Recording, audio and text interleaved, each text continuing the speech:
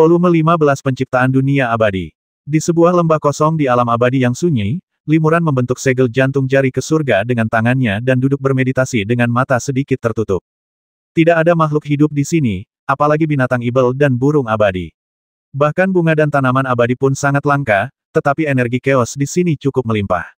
Energi chaos juga merupakan jenis energi abadi, tetapi bercampur dengan energi lain, mendekati keadaan chaos di awal dunia, oleh karena itu disebut energi chaos. Mengolah ki kekacauan jenis ini lebih sulit daripada mengolah energi abadi murni biasa, dan waktu pemurniannya jauh lebih lama. Namun, ki kekacauan unggul karena mengandung esensi segala sesuatu, dan prinsip-prinsip Taoisme yang dikandungnya lebih banyak dan komprehensif daripada energi abadi murni. Oleh karena itu, banyak kultivator tingkat tinggi bersedia melakukan perjalanan ke alam abadi terpencil dan kuno yang memiliki ki kekacauan untuk bermeditasi dan mengolah. Xiao Lei dan Qiongqi menjaga lembah, dan Zhao Wuming juga berubah menjadi roh dan berjaga di samping Limuran. Para dewa tampak berwajah hikmat, jelaslah bahwa Limuran tidak hanya bermeditasi dan berlatih. Limuran tiba-tiba mengembuskan napas pelan dan mengembuskan napas berbau busuk. Ia membuka matanya dan berkata kepada Zhao Wuming di sampingnya, "Ayo mulai." Zhao Wuming mengangguk pelan rekan Taois Li, "Lakukan saja yang terbaik dan jangan risaukan yang lain." Limuran terus berlatih. Tak lama kemudian, penglihatannya perlahan meredup.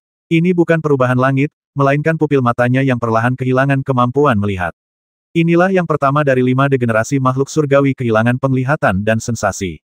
5 kehancuran makhluk surgawi adalah proses kehancuran besar kesengsaraan abadi, dan juga merupakan ujian yang harus dilalui oleh para kultivator yang telah mencapai kesempurnaan agung keabadian agung untuk maju ke tahap keabadian emas. Setiap 5 kehancuran makhluk surgawi lebih mengerikan daripada sebelumnya, dan kemerosotan pertama ini hanyalah permulaan. Tak lama kemudian, penglihatan Limuran menjadi gelap, dan ia tidak bisa melihat apapun. Bahkan setelah ia mengedarkan darahnya dan mengaktifkan mata roda darahnya, matanya dipenuhi darah, ia tetap tidak bisa melihat apapun. Limuran menutup matanya dan membuka mata dewa ketiga di antara kedua alisnya. Ia bisa melihat pemandangan di lembah, tetapi setelah beberapa saat, pupil gelapnya menjadi kabur, dan akhirnya ia tidak bisa melihat apapun. Tak hanya itu, indera peraba angin yang menerpa wajahnya, pendengaran desiran angin, indera penciuman yang bercampur aroma segar rerumputan dan pepohonan, serta indera perasa, kelima indera itu pun silih berganti menghilang. Setelah beberapa tarikan napas, Limuran telah kehilangan kelima indera surga dan manusia, dan resmi memasuki tahap pertama dari 5 kemunduran surga dan manusia. Jika manusia biasa kehilangan kelima inderanya, mereka tidak akan tahu di mana mereka berada atau lingkungan sekitar. Namun, bagi para kultivator abadi, mereka masih dapat merasakan lingkungan sekitar melalui pikiran spiritual mereka, sehingga dampaknya tidak akan terlalu besar. Namun, kesadaran ilahi yang dilepaskannya perlahan-lahan kehilangan kontak dengannya. Limuran mendapat ide dan buru-buru menarik kembali semua kesadaran ilahi yang telah dilepaskannya. Yang kedua dari 5 kemerosotan langit dan bumi, roh tidak dapat digerakkan. Kesadaran spiritual Limuran perlahan-lahan tersegel di dalam tubuhnya, tidak dapat dipisahkan, dan tidak dapat berkomunikasi dengan Zhao Wuming dan yang lainnya melalui kesadaran spiritual. Setelah 2 kali kemunduran, Limuran sepenuhnya terisolasi dari dunia luar, tidak menyadari segala sesuatu yang terjadi di sekitarnya. Saat ini, Limuran seakan berada di jurang yang tak berujung dan tak berbatas. Ia tak bisa melihat maupun merasakan apapun di sekitarnya. Hal ini sangat tidak nyaman bagi seorang abadi sejati yang terbiasa mengendalikan setiap gerakan, setiap pohon, dan setiap helai rumput dalam radius ribuan mil. Namun, 2 dari 5 kehancuran langit dan bumi yang pertama hanya memutus hubungan indrawi antara praktisi dan langit dan bumi di sekitarnya, dan tidak membahayakan praktisi itu sendiri.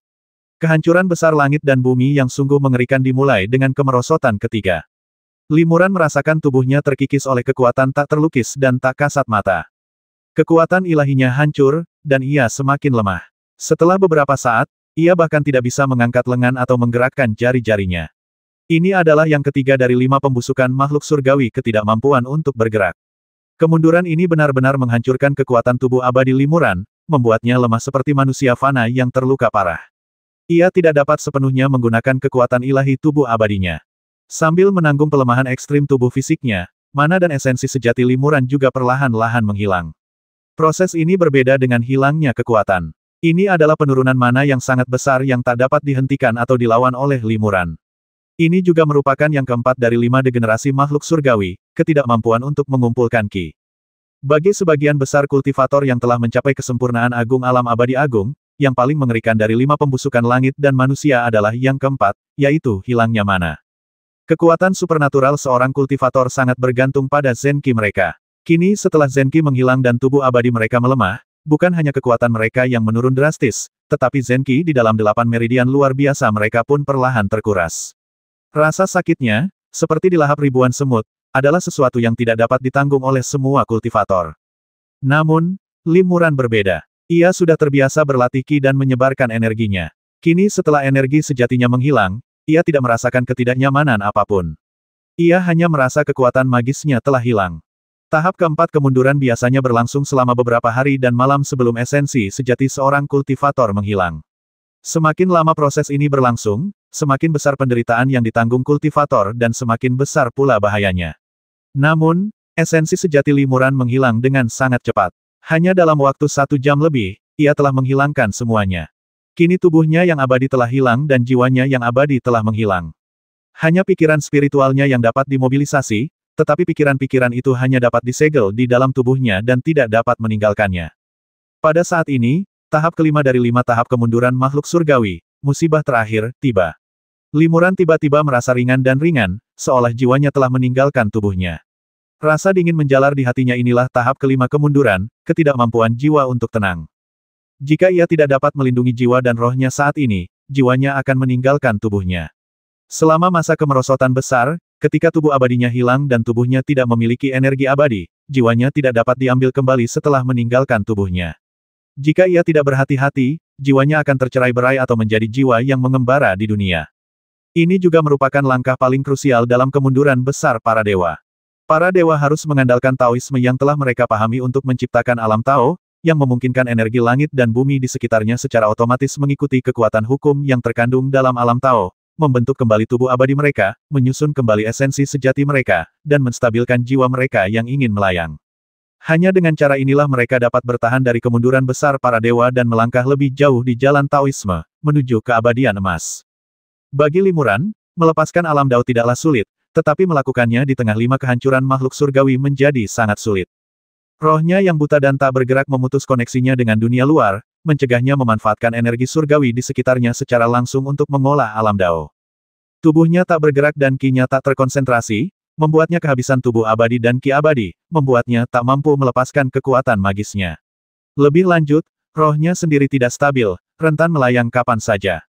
Dengan masalah internal dan eksternal, kesulitan bertahan hidup dari kehancuran besar makhluk abadi tak terbayangkan. Namun Zhao Huming, yang berdiri di sampingnya, sama sekali tidak menyadari perubahan apapun pada Limuran. Tubuh Limuran masih utuh, dagingnya utuh, pikirannya utuh, bahkan mananya pun masih berada di dalam dantiannya, tak berkurang. Alasan Limuran merasa mananya terkuras hanyalah karena ia berada di 5 degenerasi makhluk surgawi, tidak mampu memobilisasi dan memanipulasi Zenyuan di dalam dantiannya, seolah-olah telah menghilang.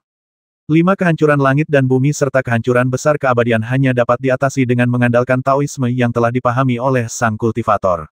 Orang luar tidak dapat membantu dan hanya dapat melindunginya paling banyak untuk mencegah kultivator lain memanfaatkan situasi. 5 tanda kemunduran makhluk surgawi telah tiba, tetapi Limuran, yang sedang dalam kemunduran besar bencana abadi, sangat tenang di hatinya. 3 alam keabadian sejati Dao yang menghubungkan tubuh abadi adalah Jade Immortal. Dao yang menghubungkan esensi sejati adalah Supreme Immortal. Dan Dao yang menghubungkan jiwa spiritual adalah Supreme Immortal. Seorang kultivator yang telah mencapai kesempurnaan agung Supreme Immortal dapat menggunakan kesadaran ilahinya untuk memasuki Dao dan mempraktikkan pemahamannya sendiri tentang Dao. Seorang kultivator yang mengalami kemunduran besar kesengsaraan abadi harus menggunakan pemahamannya sendiri tentang Dao untuk membangun kembali tubuh abadinya dan bertahan dari kemunduran tersebut. Limuran tahu bahwa latihan dan pemahaman Dao-nya sendiri sudah cukup untuk mencapai hal ini. Sebelumnya, entah itu pertarungannya dengan Tai Jinxian dan kemenangannya dengan mematahkan Dao, atau ujian Dao-nya dengan Xiao Yao Jinbang dan masuk ke dalam Jinbang, Limuran begitu yakin bahwa Dao yang ia pahami sudah cukup maju dan mendalam. Selama ia bisa mempraktikkannya, seharusnya tidak menjadi masalah untuk mengatasi 5 degenerasi langit dan manusia. Namun, sangat penting untuk mengetahui metode Tao seperti apa yang digunakan untuk mengatasi kesengsaraan dan cara membentuk kembali tubuh abadi. Limuran telah menguasai berbagai macam Taoisme, termasuk ilmu pedang atribut cahaya, sihir pupil gelap atribut gelap, dan teknik darah dewa. Selain itu, ia juga telah menguasai Taoisme dari para kultivator tingkat tinggi lainnya, seperti jalan Esprit Es dan jalan pedang dewa pedang bebas dan mudah. Meskipun belum sepenuhnya memahami esensinya, ia cukup yakin dapat menggunakannya untuk bertahan dari kemunduran besar sang dewa. Meskipun banyak metode Taois dapat digunakan untuk mengatasi kesengsaraan, tidak ada yang optimal. Metode yang digunakan untuk mengatasi kesengsaraan dan membentuk kembali tubuh abadi secara langsung memengaruhi metode Taois mana yang akan memberikan keuntungan dalam pemahaman dan kultivasi ketika seseorang mencapai status keabadian emas. Misalnya, jika seseorang memilih untuk mengolah Dao melalui ilmu pedang, yang memungkinkan energi pedang untuk membentuk kembali tubuh abadi, setelah mencapai tahap keabadian emas, ia akan memperoleh pemahaman yang lebih mendalam tentang ilmu pedang dan berkultivasi lebih cepat, menjadi pendekar pedang yang terampil. Namun, seseorang tidak akan memiliki keuntungan signifikan dalam mengolah metode kultivasi lainnya. Sebaliknya, jika seseorang mengolah Dao melalui es, ia akan berfokus terutama pada metode kultivasi es, sehingga metode kultivasi lainnya sama sekali tidak berguna dan bahkan berpotensi mengalami konflik karena atribut yang tidak kompatibel. Kebanyakan dewa sejati hanya mengolah satu atau dua teknik kultivasi utama, masing-masing dengan atribut utama yang jelas. Fa Tao mereka juga memiliki atribut yang sangat berbeda. Selama kemunduran besar kesengsaraan abadi, mereka pasti akan menggunakan teknik Tao mereka yang paling mahir, tanpa pertimbangan lebih lanjut. Namun, Limuran berbeda. Teknik kultivasi utamanya yang sejati adalah rahasia tanpa nama, yang tidak memiliki atribut utama dan tidak memiliki Taois sejati. Oleh karena itu, bagaimana Limuran akan mengarungi kemunduran besar kesengsaraan abadi membutuhkan pertimbangan yang cermat. Limuran telah menghabiskan waktu terlamanya untuk mengembangkan ilmu pedang atribut cahaya dan kekuatan magis atribut gelap. Pendekatan teraman adalah memilih salah satu dari dua jalan yang telah dikuasainya untuk mengatasi kemunduran besar kesengsaraan abadi, atau memanfaatkan keduanya. Bagi Limuran, hal ini mungkin dilakukan selama ia mengerahkan segenap kemampuannya. Namun, hal ini akan mencegahnya melepaskan kekuatan sejati seni tanpa nama, sehingga mempersulit kemajuan lebih lanjut dalam pengembangan seni tersebut di masa mendatang dan secara signifikan mengurangi potensinya. Jika tujuan Limuran hanya untuk mencapai keabadian emas, ia tidak perlu mempertimbangkan untung ruginya, dan cukup memilih salah satu saja. Tetapi ia memiliki ambisi yang tinggi dan tanggung jawab yang berat di pundaknya. Keabadian emas hanyalah sebuah transisi, dan ia harus menggunakan prinsip-prinsip agung yang terkandung dalam sutra tanpa nama untuk mencapai keabadian surgawi tak terbatas. Hanya dengan begitulah ia dapat memikul tanggung jawab berat untuk menyelamatkan istana keabadian di akhir dunia, dan hanya dengan begitu ia dapat bersatu kembali dengan Peri Qianhuan. Jadi, Limuran tidak memilih siapapun. Seni tanpa nama tidak memiliki atribut utama karena mencakup semua atribut, ia tidak memiliki Dao utama karena mencakup semua Dao langit dan bumi. Karena itu, aku akan menggunakan ketiadaan hukum sebagai hukum, dan ketiadaan Dao sebagai segudang Dao, untuk mengatasi musibah ini. Limuran menjaga jiwanya dengan ketat. Ia tidak menggunakan pikiran spiritualnya untuk menciptakan ranah Taoisme apapun, melainkan membenamkan dirinya dalam kondisi pikiran surga dan diri. Ia sama sekali tidak merasa sedang mengalami 5 degenerasi langit dan manusia yang berbahaya, melainkan seolah-olah sedang mempraktikkan seni tanpa nama. Hubungannya dengan gumpalan energi vital langit dan bumi di sekitarnya perlahan pulih. Pengumpulan, penyebaran, dan evolusi energi vital ini, setiap langkahnya tampak biasa saja, tetapi mengandung semua hukum langit dan bumi. Di mata Zhao Huming dan yang lainnya, Limuran sama sekali tidak berubah. Ia tidak memobilisasi energi vital langit dan bumi, juga tidak berlatih pernapasan. Semua perasaan ini dan beberapa metode Tao yang terkandung di dalamnya tidak lebih dari Tao yang berevolusi dari pikiran Limuran dan dipahaminya sendiri. Hal yang sama juga terjadi pada para kultivator lain ketika mereka mengalami malapetaka besar berupa kemerosotan abadi. Di permukaan, mereka tampak tak bergerak dan aura mereka tetap tak berubah, tetapi para kultivator itu sendiri sudah berada dalam kekacauan, dan pikiran mereka terus-menerus mengembangkan Tao yang telah mereka pahami. Ia tetap diam seperti ini selama 3 tahun penuh. Zhao Huming, Xiao Lei, dan yang lainnya juga menemani Limuran selama 3 tahun penuh. Akhirnya, pada hari ini, Limuran tiba-tiba menggerakkan jari-jarinya. Zhao Huming menemukan pemandangan ini dan langsung terkejut dan senang. Selesai, kata Zhao Huming gembira, rekan Taois Li akhirnya bisa bergerak. Ini berarti 5 pembusukan makhluk surgawi telah berlalu, dan pembusukan besar kesengsaraan abadi akan segera berakhir. Melaju ke alam abadi emas sudah dekat. Xiao Lei sangat gembira saat mendengar ini, dan Qiongqi juga meraung ke langit, keduanya mengekspresikan kegembiraan mereka. Setelah beberapa saat, Limuran membalikkan telapak tangannya dan mulai membuat gerakan tangan. Sesaat kemudian, ia telah mengedarkan energi sejatinya dan mulai merapal mantra. Pada saat ini, sejumlah besar energi langit dan bumi berubah menjadi cahaya peri yang indah dan memasuki tubuh Limuran. Yang mereka tinggalkan adalah energi sejati yang nyata, dan juga mengandung Taoisme yang tak berwujud. Seluruh tubuh Li Muran diselimuti cahaya abadi. Tubuhnya bagaikan jurang tak berdasar, menyerap energi vital langit dan bumi di sekitarnya dengan sekuat tenaga, sekaligus melepaskan sebagiannya. Aura Li Muran semakin kuat sedikit demi sedikit. Hal ini berlanjut selama 3 bulan berikutnya. Setelah 3 bulan, Li Muran akhirnya membuka matanya, mengembuskan napas panjang, dan membersihkan semua karma buruk di tubuhnya. Menyenangkan, teriak Li Muran, tubuh dan pikirannya terasa jauh lebih rileks. Setelah kesengsaraan abadi penurunan besar yang tampak tenang namun menyeramkan, Li Muran telah mencapai alam abadi emas. Selamat, rekan Daois Li. Puji Zhao Wuming lantang, mulai hari ini, rekan Daois Li adalah Dewa Emas Tai. Selamat, Guru, atas kemajuan pesat dalam kultivasi Anda. Xiao Lei pun terbang ke sana dengan gembira, wajahnya penuh senyum. Zhao Wuming melirik Li Muran dan bertanya, Dao You Li, kau butuh waktu beberapa kali lebih lama untuk membangun kembali tubuh abadimu daripada seorang kultivator biasa. Taoisme macam apa yang digunakan Dao You Li untuk memasuki Dao dan mengatasi kesengsaraan? Bahkan aku pun tak tahu. Li Muran tersenyum tipis, itu adalah jalan tanpa nama yang diciptakan oleh pendahulu. Dao tanpa nama, Zhao Wuming tercengang. Mungkinkah itu teknik rahasia tanpa nama? Tapi teknik ini hanya digunakan untuk membantu para kultivator memahami Dao Agung Langit dan Bumi.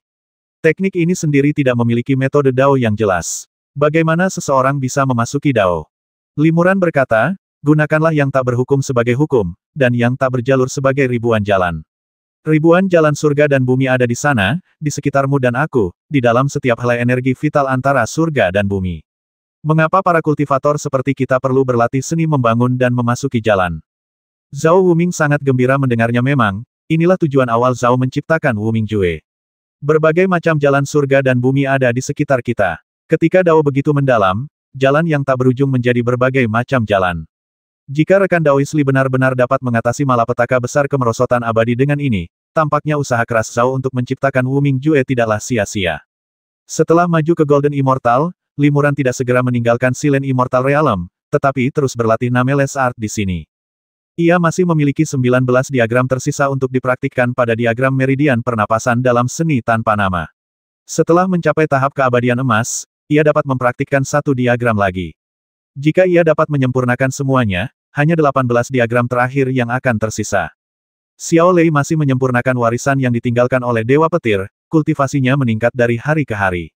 Qiongqi awalnya adalah binatang suci dengan tingkat kultivasi Dewa Emas Primordial. Kini setelah ia sepenuhnya terbangun, kultivasinya secara alami tidak akan tetap berada di alam dewa sejati. Setelah bertahun-tahun berlatih, kultivasinya telah mencapai kesempurnaan agung dari Dewa Agung. Melaju ke alam Dewa Emas hanyalah masalah waktu.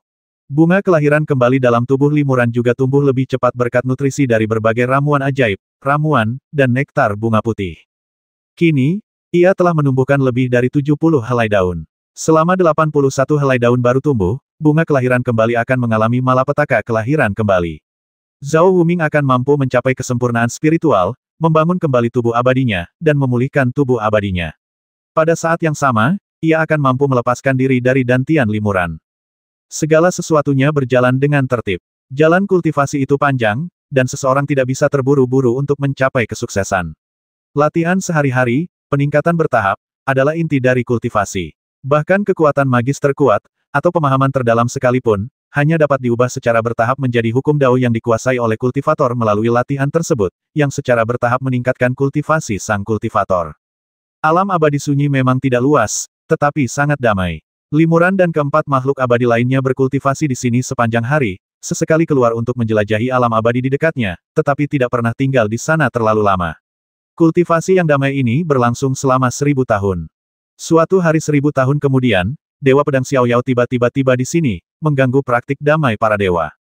Ketika Dewa Pedang Xiaoyao melihat Li Muran maju ke alam abadi emas, dia memujinya dengan keras dan mengeluarkan pedang abadi tingkat harta abadi bawaan yang telah dimurnikannya sendiri dan memberikannya kepada Li Muran sebagai hadiah. Zhao Wuming bertanya, rekan Taois pedang abadi, apakah Anda datang ke alam abadi sunyi kali ini karena Anda tahu keberadaan menara samsara? Dewa Pedang Xiaoyao mengangguk dan berkata, ya, masalah ini memang menemui kendala, jadi orang tua ini sengaja datang ke sini untuk berdiskusi dengan Taois Wuming. Masalah apa? Mungkinkah menara samsara telah jatuh ke tangan seorang abadi yang kuat? Zhao Wuming mengerutkan kening. Dewa Pedang Xiaoyao menggelengkan kepalanya pelan. Bukan begitu. Setelah kami mendapatkan pecahan artefak menara samsara, Pertama-tama kami secara pribadi pergi menyelidiki ke berbagai alam abadi tanpa makhluk abadi surgawi, tetapi kami tidak dapat merasakan keberadaan menara samsara utama. Setelah itu, aku mengutus seorang murid terpercaya dengan kultivasi keabadian emas untuk membawa pecahan-pecahan artefak guna menyelidiki alam abadi tempat para dewa surgawi bersemayam. Akhirnya, kami merasakan tubuh utama menara samsara di alam abadi langit kuno. Alam abadi langit kuno. Hati Limuran tergerak ketika mendengarnya itu adalah salah satu alam abadi yang diperintah oleh Istana Penciptaan. Benar, lanjut Xiao Yao Sword Immortal, lagi pula, dua yang mulia abadi, Hao Tian dan Ling Tian. Dari leluhur ketujuh penciptaan, sedang berkultivasi di alam abadi ini. Namun, menurut informasi yang disampaikan oleh para murid utama, menara samsara tidak berada di tangan kedua yang mulia abadi ini. Zhao Wuming berkata, karena bukan di tangan kedua dewa langit itu, pasti ada di tangan kultivator lain di alam abadi langit kuno. Kalian bisa menyusun strategi untuk memancing harimau itu menjauh dari gunung.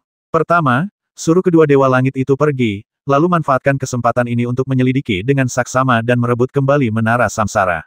Seharusnya tidak sulit.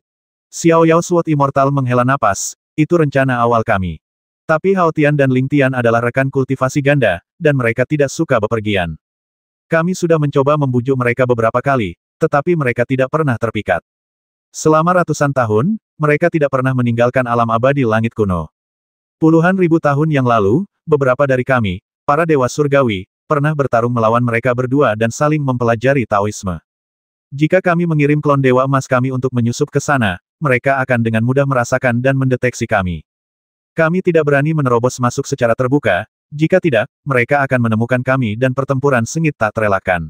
Identitas kami tidak hanya akan terbongkar, tetapi juga akan membuat para kultivator yang memiliki menara samsara waspada dan memungkinkan mereka melarikan diri ke alam abadi lainnya, yang akan semakin merugikan pencarian kami di masa depan untuk menara samsara. Jangan masuk tanpa izin di sini. Ini ide yang sangat buruk. Zhao Wuming berkata cepat, aku ingin tahu apa yang kalian, sesama penganut Tao, lakukan. Aku tidak bertindak gegabah, melainkan mengirim murid-murid terpercaya untuk menyelidiki dengan saksama siapa yang memiliki menara samsara. Siapa yang tahu? Berbicara tentang ini, wajah Xiao Yao Sword Immortal menunjukkan sedikit kesedihan. Ketiga murid yang kukirim semuanya adalah dewa emas dan cukup kuat, tetapi tidak satu pun dari mereka kembali tanpa jejak, dan bahkan pecahan artefak menara samsara pun hilang. Ini benar-benar terjadi. Zhao Wuming terkejut. Mungkinkah Hao Tian dan Ling Tian mengambil tindakan? Bukan mereka, kata Dewa Pedang Xiao Yao. Kami telah mengirim mata-mata untuk mengawasi kedua makhluk surgawi ini. Mereka belum meninggalkan istana Guxiao, jadi mereka mungkin tidak tahu tentang ini.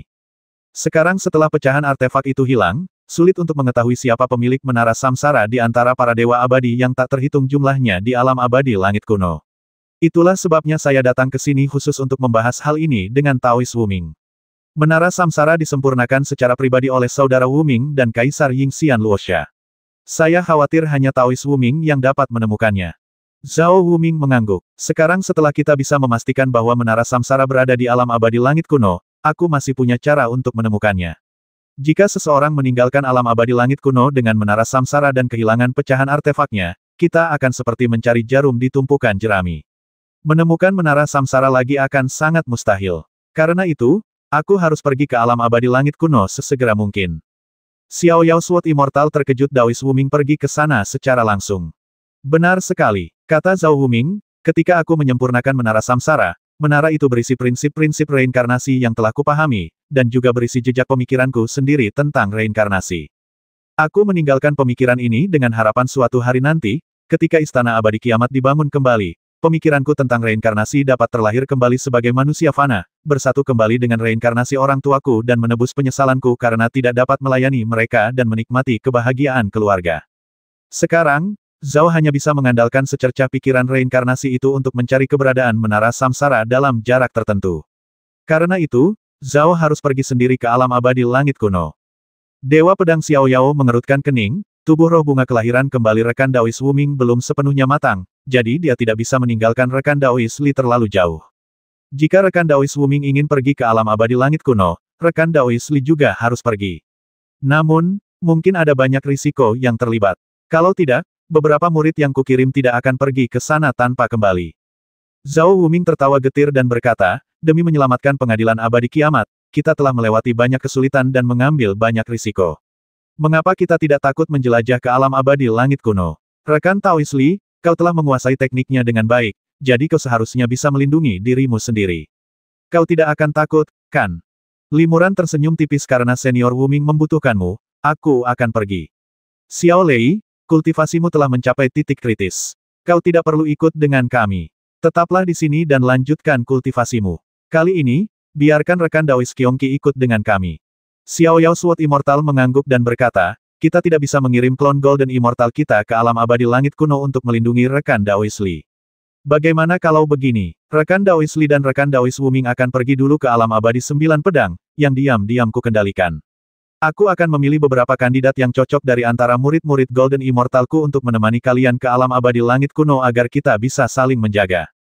Meskipun alam abadi sunyi dan alam abadi 9 pedang tidak terlalu jauh, bahkan dengan kemampuan rata-rata seorang kultivator abadi emas untuk melarikan diri dan bepergian, tetap akan membutuhkan setidaknya 12 tahun untuk mencapainya. Namun, dengan bantuan Dewa Pedang Bebas dan Mudah, satu tebasan pedangnya membuka terowongan hampa, memungkinkan para makhluk abadi mencapai area tersebut dalam hitungan hari. Xiao Lei juga datang ke sini bersama Limuran dan yang lainnya. Meskipun ia tidak bisa pergi ke alam abadi Guxiao bersama Limuran, ia harus tinggal di sini dan menunggu Limuran kembali dengan selamat. Sekte 9 Pedang dari alam abadi 9 Pedang konon merupakan sekte pedang yang didirikan oleh beberapa tetua Dewa Emas, tetapi kenyataannya, sekte ini diam-diam dikendalikan oleh Dewa Pedang Bebas dan Mudah. Sebagian besar tetua sekte 9 Pedang adalah murid Dewa Pedang Bebas dan Mudah. 72 murid pedang di bawah komando Dewa Pedang Xiao Yao semuanya adalah kultivator pedang, dan kebanyakan dari mereka adalah kultivator Dewa Emas. Hanya beberapa kultivator pedang dengan tingkat kultivasi dewa sejati yang diterima sebagai murid oleh Dewa Pedang Xiao Yao karena pemahaman dan bakat mereka yang sangat tinggi dalam berlatih pedang. Pendekar pedang abadi Xiao Yao merekrut banyak murid, namun ia jarang muncul di depan umum. Setiap kali ia mengajari murid-muridnya ilmu pedang, ia akan muncul sebagai wujud energi pedang yang terkonsentrasi, menyembunyikan penampilan dan auranya, serta menyembunyikan wujud aslinya dari para dewa lainnya. Para murid ini hanya tahu bahwa guru mereka adalah seorang dewa surgawi yang ahli dalam ilmu pedang, tetapi tidak mengetahui identitas aslinya. Kali ini, Dewa Pedang Xiao Yao juga tidak muncul di depan umum. Sebaliknya, ia muncul sebagai klon roh pedang dan menemani Limuran dan yang lainnya ke Sekte 9 Pedang, memungkinkan Limuran dan yang lainnya untuk memilih pendamping mereka sendiri. Dengan demikian, tujuan dan identitas Limuran dan yang lainnya tidak akan terungkap. Limuran dan roh pedang muncul di luar gerbang abadi Sekte 9 Pedang dan memberikan kartu kunjungan. Tak lama kemudian, Tetua Wu dari Sekte 9 Pedang, yang merupakan Dewa Emas Tai, keluar untuk menyambut mereka di luar gerbang abadi. Limuran membungkuk dan berkata, kudengar Sekte 9 Pedang telah membuat daftar kompetisi pedang. Dengan menyuntikkan energi pedang ke dalamnya, seseorang dapat mengetahui tingkat pencapaian ilmu pedang. Aku juga seorang kultivator pedang, jadi aku datang ke sini khusus untuk menguji kemampuan pedangku. Selamat datang, Tetua Wu, dengan wajah berseri-seri, mengundang Limuran ke gerbang abadi. Ia memimpin Limuran dan roh pedang ke peringkat diskusi pedang, sambil berkata, sekte kami menetapkan peringkat diskusi pedang agar para kultivator pedang dari seluruh dunia dapat berdiskusi dan berlatih ilmu pedang, serta saling menguji kemampuan pedang masing-masing. Dari manapun seorang kultivator berasal, selama mereka berlatih ilmu pedang, mereka dapat mencoba peringkat diskusi pedang. Peringkat diskusi pedang dibagi menjadi 9 tingkat, dan setiap tingkat yang Anda capai menunjukkan tingkat pencapaian ilmu pedang yang lebih tinggi. Selain itu, pada tingkat ke-9, yang tertinggi, para kultivator dapat mencantumkan nama mereka di daftar, tetapi hanya ada 100 tempat di daftar tersebut. 100 tempat dalam daftar. Limuran berpikir sejenak, lalu bertanya, aku ingin tahu berapa banyak kultivator yang telah menempati salah satunya. Hanya 23, kata Penatua Wu, mereka yang mampu mengolah energi pedang hingga tingkat ke-9 telah mencapai puncak ilmu pedang. Pendekar pedang seperti itu sangat langka, bahkan di alam abadi emas primordial. Limuran bertanya dengan rasa ingin tahu, aku ingin tahu, energi pedang Penatua Wu dapat mencapai level berapa di peringkat diskusi pedang. Penatua Wu tersenyum tipis dan berkata, energi pedangku berada di level ke-7, yang tidak buruk di antara semua Dewa Emas Tai. Limuran mengangguk pelan. Kudengar jika energi pedang seseorang bisa mencapai tingkat ke-6 atau lebih tinggi dalam peringkat diskusi pedang, seseorang telah menguasai dao pedang dan bisa disebut pedang abadi. Tetua Wu telah mencapai tingkat ke-7, jadi pencapaian ilmu pedangnya pasti luar biasa. Aku mengagumimu. Penatua Wu bersikap rendah hati, tetapi dia tidak dapat menahan perasaan sedikit bangga. Tak lama kemudian, mereka tiba di daftar diskusi pedang, sebuah tablet giok raksasa setinggi 1000 kaki, dengan lebih dari selusin biksu sekte 9 pedang yang memimpinnya. Limuran melirik daftar itu dan langsung merasa bahwa daftar itu sangat mirip dengan 3 daftar bebas dan mudah di Istana Bebas dan Mudah, yang kemungkinan besar dirancang oleh Dewa Pedang Bebas dan Mudah. Li Xianyu, silakan coba daftar peringkat, kata Penatua Wu sambil tersenyum, dan memberi isyarat kepada para dewa yang duduk di sana untuk mundur 1000 kaki jauhnya. Penatua Wu melanjutkan, Li Xianyu, cukup suntikkan energi pedangmu ke batu pedang di bagian bawah daftar peringkat pedang, dan kau akan tahu seberapa dalam ilmu pedangmu. Terima kasih atas saranmu, kata Limuran, bolehkah aku menggunakan pedang abadi? Li Xianyu, silakan lakukan sesukamu, kata Penatua Wu sambil tersenyum. Sebenarnya, berdasarkan percobaan sebelumnya, kecuali pedang abadi itu sendiri mengandung kekuatan magis khusus, penggunaan pedang abadi atau tidak hanya berpengaruh kecil terhadap hasil akhir. Ini karena penggunaan pedang abadi hanya meningkatkan kekuatan energi pedang, tetapi tidak meningkatkan seni pedang yang terkandung di dalamnya. Peringkat pedang dievaluasi berdasarkan tingkat seni pedang yang terkandung dalam energi pedang seorang kultivator, yang tidak memiliki korelasi langsung dengan kekuatan pedang. Oleh karena itu, Li Xianyu hanya perlu menyuntikkan sedikit energi pedang murni. Limuran mengangguk, kalau begitu aku akan menunjukkan keburukanku.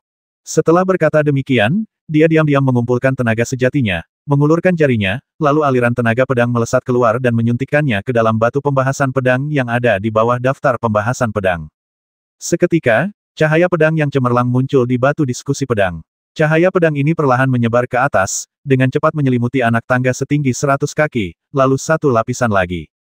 Para dewa menyaksikan pemandangan ini dari kejauhan, penuh minat. Penatua Wu juga tersenyum, tampak tertarik dan santai. Namun, ketika cahaya pedang mencapai tingkat ke-6, ekspresi Penatua Wu sedikit terkejut. Ketika cahaya pedang mencapai tingkat ke-7, senyumnya menghilang sepenuhnya, dan raut wajahnya yang terkejut dan serius tampak. Cahaya pedang terus meningkat hingga mencapai tingkat ke-8, dan akhirnya berhenti. Setelah terhenti sekitar 2 atau 3 tarikan napas, cahaya pedang tiba-tiba menghilang. Penatua Wu tercengang. Ia bergumam, ilmu pedang Li Xianyu sungguh luar biasa. Kultivasinya setara denganku, dan pemahamannya tentang ilmu pedang telah mencapai tingkat ke-8. Kira-kira, bolehkah aku belajar beberapa jurus darimu, Li Xianyu? Jangan khawatir, Tetua Wu, kata Limuran, saya ingin mencoba lagi. Sambil berbicara, Limuran mengulurkan tangannya dan meraih udara. Dengan kilatan cahaya pedang, sebuah pedang abadi bawaan muncul dari udara tipis dan tergenggam di tangannya. Kali ini aku berencana mencoba menggunakan pedang ajaib, kata Limuran. Penatua Wu mengangguk. Pedang abadi Xiantian. Dengan kemampuan berpedang Li Xianyu, dia memang memenuhi syarat untuk menggunakan pedang berkualitas ini. Namun, mencoba lagi tidak akan mengubah hasilnya. Karena Li Xianyu bersikeras, silakan lanjutkan. Terima kasih. Limuran menepuk pelan pedang ajaib di tangannya, dan energi pedang menembus tubuh pedang dan akhirnya masuk ke batu pedang. Cahaya pedang bersinar di batu diskusi pedang dan menyebar ke atas, lapisan pertama, lapisan kedua, dan segera mencapai lapisan ke-7, lapisan ke-8, dan seterusnya. Mungkinkah itu lantai 9? Melihat cahaya pedang menyebar ke atas, Tetua Wu dan para makhluk abadi lainnya mengubah ekspresi mereka, sementara Limuran sendiri merasa sedikit kecewa. Energi pedang ini khusus ditinggalkan oleh senior Xiao Yao Sword Immortal. Ilmu pedang yang terkandung di dalamnya tentu saja merupakan tingkat ke-9 tertinggi. Pikir Limuran dalam hati, sebelumnya aku menggunakan ilmu pedang yang kupahami untuk menguji daftar itu, tapi ternyata hanya tingkat ke-8. Zhao Wuming berkata kepada Limuran melalui kesadaran ilahinya, kau bukan seorang kultivator pedang sejati, bukan ahli dalam ilmu pedang. Selain itu, tingkat kultivasimu tidak tinggi, jadi wajar saja kau tidak bisa memahami ilmu pedang tingkat tinggi. Sungguh luar biasa bahwa pencapaian ilmu pedangmu telah mencapai tingkat ke-8 dalam peringkat diskusi pedang. Bahkan Dewa Pedang Xiao Yao pun agak terkejut dengan hal ini. Limuran menatap roh pedang itu dan mendapati roh pedang itu juga cukup terkejut. Ia tidak menyangka Limuran akan mencapai tingkat ke-8. Sedangkan energi pedang yang disuntikkan di belakang, itu adalah peninggalannya, jadi wajar saja jika ia mencapai tingkat ke-9. Benar saja, cahaya pedang dengan cepat mencapai tingkat ke-9 tertinggi, lalu menghilang dan lenyap. Tingkat ke-9, seru Penatua Wu takjub. Li Xianyu, dengan tingkat kultivasi seorang Dewa Emas Tai, telah mencapai pemahaman pedang yang begitu mendalam. Ini sungguh tak tertandingi. Peringkat kontes pedang hanya diurutkan berdasarkan urutan, bukan level. Li Xianyu adalah Dewa Pedang ke-24 dalam daftar. Peringkat kontes pedang telah ditetapkan selama puluhan ribu tahun, dan hanya 23 Dewa Pedang yang pernah mencapainya. Limuran tersenyum tipis. Aku tak pernah menyangka akan mendapat kehormatan mencatatkan namaku di peringkat kontes pedang. Kali ini, selain menguji kemampuan pedangku di peringkat kontes pedang, hal terpenting yang harus kulakukan saat mengunjungi sekte Anda adalah bertemu dengan para tetua kultivator pedang dan sesama makhluk abadi di sekte Anda. Kita bisa membahas kemampuan pedang dan saling memverifikasi pemahaman tentang ilmu pedang. Aku ingin tahu apakah Tetua Wu bisa mengaturnya. Tetua Wu sangat gembira dan berkata cepat, "Haha, sekte kami menyambut Anda dengan tangan terbuka." Kultivator pedang seperti Li Xianyu yang bahkan terdaftar di peringkat diskusi pedang sangatlah langka. Kesempatan untuk berlatih pedang dengan Li Xianyu dan berdiskusi tentang ilmu pedang tentu saja sangat diinginkan oleh semua tetua sekte kami. Jarang sekali Li Xianyu bersedia melakukannya, jadi saya akan segera mengaturnya. Mohon jangan keberatan jika Anda tinggal bersama kami selama beberapa bulan. Kami pasti akan mempersiapkan konferensi diskusi pedang yang megah agar semua kultivator pedang dapat berkumpul dan berdiskusi tentang Dao bersama Anda dan yang lainnya. Limuran sedikit mengernyit. Beberapa bulan terlalu lama. Sejujurnya, aku hanya singgah di sekte Anda. Aku ingin bepergian ke tempat lain, jadi aku hanya bisa tinggal di sini selama 3-5 hari. Sekte 9 Pedang adalah sekte yang mengolah pedang. Hampir semua tetua Dewa Emas di sekte ini adalah kultivator pedang, dan ada banyak master di peringkat diskusi pedang. Jika berkenan, undang saja beberapa tetua Dewa Emas sekte Anda untuk berdiskusi pedang secara pribadi denganku dalam beberapa hari ke depan, dan aku akan senang. Tetua Wu mengangguk pelan. Saya mengerti maksud Li Xianyu. Saya akan segera memberitahu para tetua sekte kita. Jika dia orang asing biasa yang ingin berdiskusi tentang Dao, akan sulit untuk mengundang semua tetua. Namun, Li Xianyu, dengan kultivasi Tai Golden Immortalnya, sudah masuk dalam peringkat diskusi pedang. Saya yakin semua tetua sekte kita akan sangat tertarik padanya. Silakan undang Li Xianyu untuk menemani para kultivator sekte kita berkeliling. Dalam 3 hari, saya akan mengatur semuanya. Terima kasih banyak. Limuran tersenyum tipis. Mereka yang memiliki pencapaian pedang di bawah tingkat ke-8 tidak perlu berpartisipasi dalam diskusi pedang ini. Namun, Penatua Wu adalah penyelenggaranya, jadi pastikan untuk hadir dan memperkenalkan saya kepada semua teman abadi. Tentu saja, Tetua Wu mengangguk berulang kali. Baginya, ini juga merupakan kesempatan langka untuk bertemu para pendekar pedang yang keahlian pedangnya jauh lebih unggul darinya dan bertukar pikiran. Ditemani para dewa dari Sekte 9 Pedang, Limuran mengunjungi beberapa ukiran pedang di dinding batu dan lembah terkubur pedang. Pada hari ketiga, Tetua Wu secara pribadi mengundangnya ke sebuah pertemuan kecil tentang pedang. Pertemuan diskusi pedang kecil ini berlangsung di paviliun tetua Sekte 9 Pedang, dengan hanya sekitar 20 tetua yang hadir. Namun, para tetua ini bukan hanya Daluo Jinxian dan Hunyuan Jinxian, tetapi juga memiliki tingkat ilmu pedang yang sangat tinggi. 6 di antaranya berada di peringkat ke-9 peringkat diskusi pedang. Penatua Wu memperkenalkan Limuran kepada para penatua lainnya satu persatu. Setelah berbasa-basi, Penatua Helian, seorang Daluo Jinxian, berkata, "Apakah ini rekan Li, orang ke-24 dalam peringkat diskusi pedang?" Ketika saudara senior Liu Yun memasuki peringkat diskusi pedang dengan kultivasi Daluo Jinxiannya, ia menjadi terkenal dan dipuji sebagai ahli pedang yang langka. Saya tidak pernah menyangka rekor ini akan dipecahkan oleh rekan Li. Seorang lelaki tua lainnya berkata, "Memang, seorang Dewa Emas Tai mencapai tingkat ke-9 peringkat diskusi pedang adalah sesuatu yang tak pernah kubayangkan sebelumnya. Jika aku tidak menyaksikan sendiri kehebatan ilmu pedang Dewa Li hari ini, aku tak akan percaya." Limuran tersenyum tipis. Hari ini aku berdiskusi tentang ilmu pedang dengan kalian, sesama makhluk abadi, hanya untuk bertukar pikiran dan memverifikasi pengetahuan satu sama lain. Penatua Wu mengangguk berulang kali. Karena kalian semua dan Li Xianyu tertarik untuk bertanding, kita tidak perlu membuang waktu. Aku ingin tahu, saudara mana yang ingin bertanding dengan Li Xianyu terlebih dahulu. Biar aku coba dulu. Seorang kultivator parubaya segera berdiri dan berkata, lalu bergegas masuk ke aula. Kultivator ini memiliki tingkat kultivasi seorang Daluo Jinxian, dan terkenal karena ilmu pedangnya di masa mudanya. Para dewa memanggilnya Luo Jianke. Limuran sedikit mengernyit. Pendekar pedang Luo tidak terdaftar dalam peringkat diskusi pedang. Seharusnya dia berada di tingkat ke-8 ilmu pedang.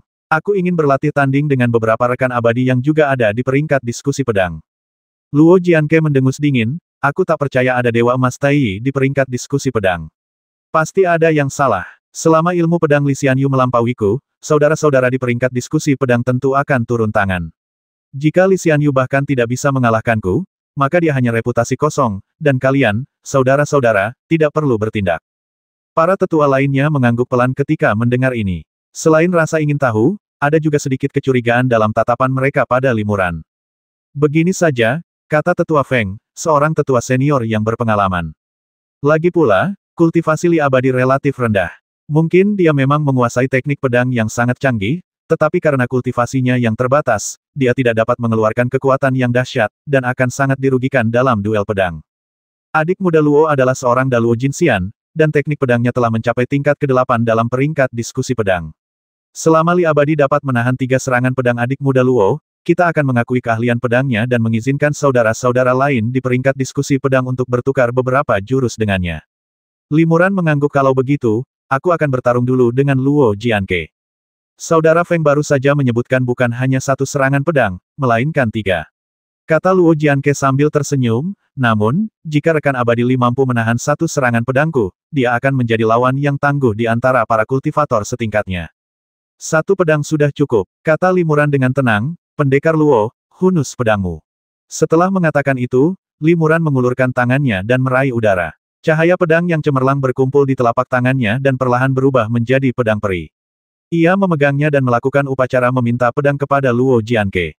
Pedang yang bagus. Para dewa mengangguk memuji. Mereka semua ahli dalam ilmu pedang, dan dari semua harta, merekalah yang paling menghargai pedang.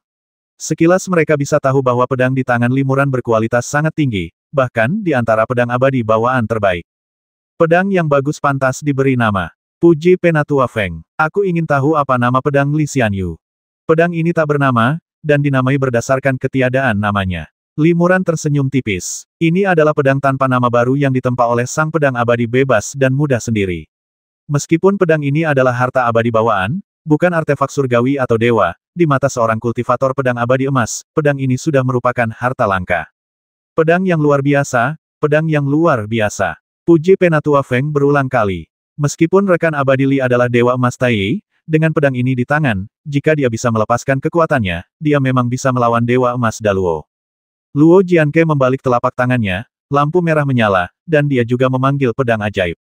Ia memegang pedang di satu tangan dan dengan lembut membelai bilah pedang merah tua itu dengan tangan lainnya, sambil berkata dengan bangga, pedang ini, Qi Luo, telah bersamaku selama 10.000 tahun. Aku belum pernah dikalahkan oleh kultivator setingkat ini. Hari ini, aku akan merasakan pedang Li Xianyu yang tak bernama. Tetua Feng dan beberapa tetua lainnya bertindak, membentuk lapisan penghalang energi pedang tak terlihat di dalam aula, mencegah energi pedang kedua pria itu keluar. Jika tidak, dengan kekuatan pedang Dewa Emas, apalagi aula abadi, bahkan seluruh gunung abadi yang besar pun akan terbelah dua.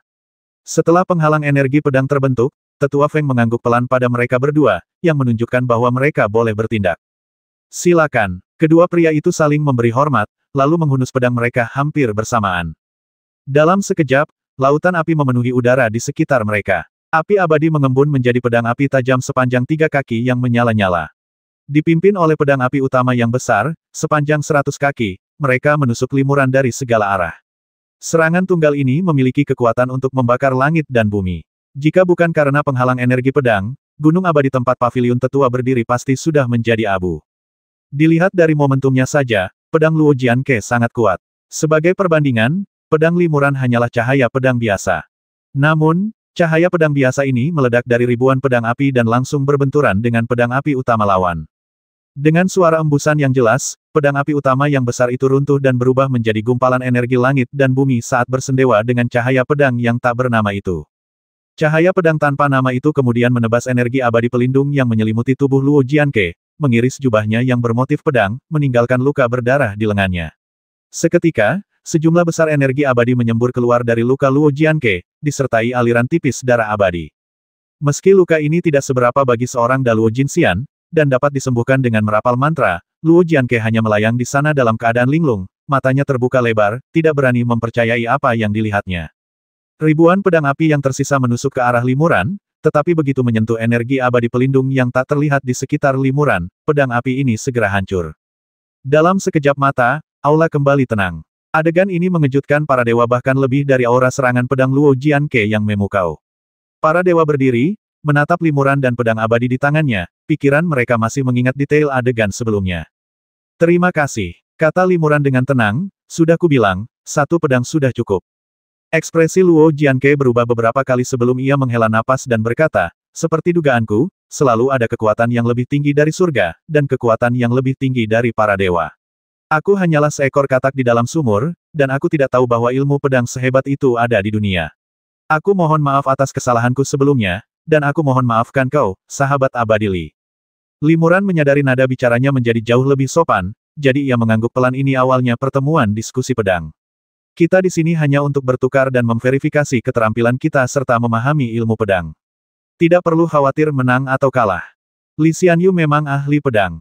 Puji Penatua Feng. Tapi aku penasaran ilmu pedang macam apa yang Li Xianyu latih. Aku begitu buta sampai-sampai tidak menyadarinya. Ia tidak memiliki atribut, kata Limuran. Tidak ada atribut. Para dewa terkejut ketika mendengar ini. Penatua Feng mendesak, kebanyakan seni bela diri di dunia dapat dicakup dalam 10 atribut 5 elemen dan 5 perbedaan emas, kayu, air, api, tanah, es, guntur, angin, cahaya, dan kegelapan. Bahkan beberapa kekuatan magis khusus sebagian besar merupakan perpaduan dan evolusi dari 10 atribut ini. Dao surgawi yang kita pahami juga termasuk di dalamnya. Mungkinkah ilmu pedang Dewa Li tidak mengandung atribut-atribut ini? Limuran tersenyum tipis. Tidak ada dao yang merupakan 1000 dao. Layaknya energi primordial langit dan bumi, ia tidak memiliki 5 elemen atau 5 perbedaan, dan bisa dikatakan tidak memiliki atribut, tetapi ia dapat berevolusi menjadi semua jenis kekuatan magis di dunia. Metode pedang juga tidak dibatasi oleh atribut dan juga dapat mencakup 1000 dao. Mengapa aku harus membatasi diri pada dao dengan satu atau beberapa atribut? Tanpa dao, semuanya dao. Tetua Feng mengangguk berulang kali, bergumam, dao surga tanpa dao, dan tanpa dao, semuanya dao. Kami memahami prinsip ini, tetapi dalam hal mengembangkan dao tanpa dao, kami tidak tahu harus mulai dari mana.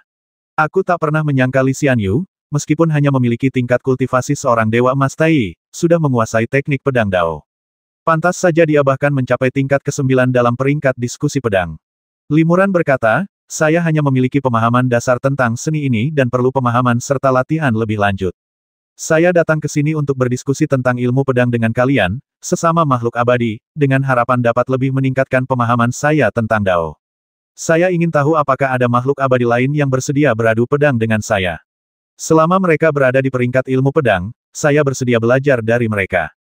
Para tetua tetap diam. Limuran menyiratkan bahwa para kultivator yang tidak berada di peringkat ke-9 dalam peringkat diskusi pedang tidak memenuhi syarat untuk bertindak.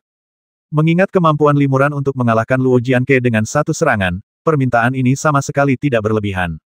Sedangkan bagi para tetua yang berada di peringkat diskusi pedang, bagaimana mungkin mereka tidak tergoda untuk bertarung dengan pendekar pedang seperti Limuran? Namun, para abadi saling berpandangan, tak satu pun dari mereka langsung mengungkapkan pendapat.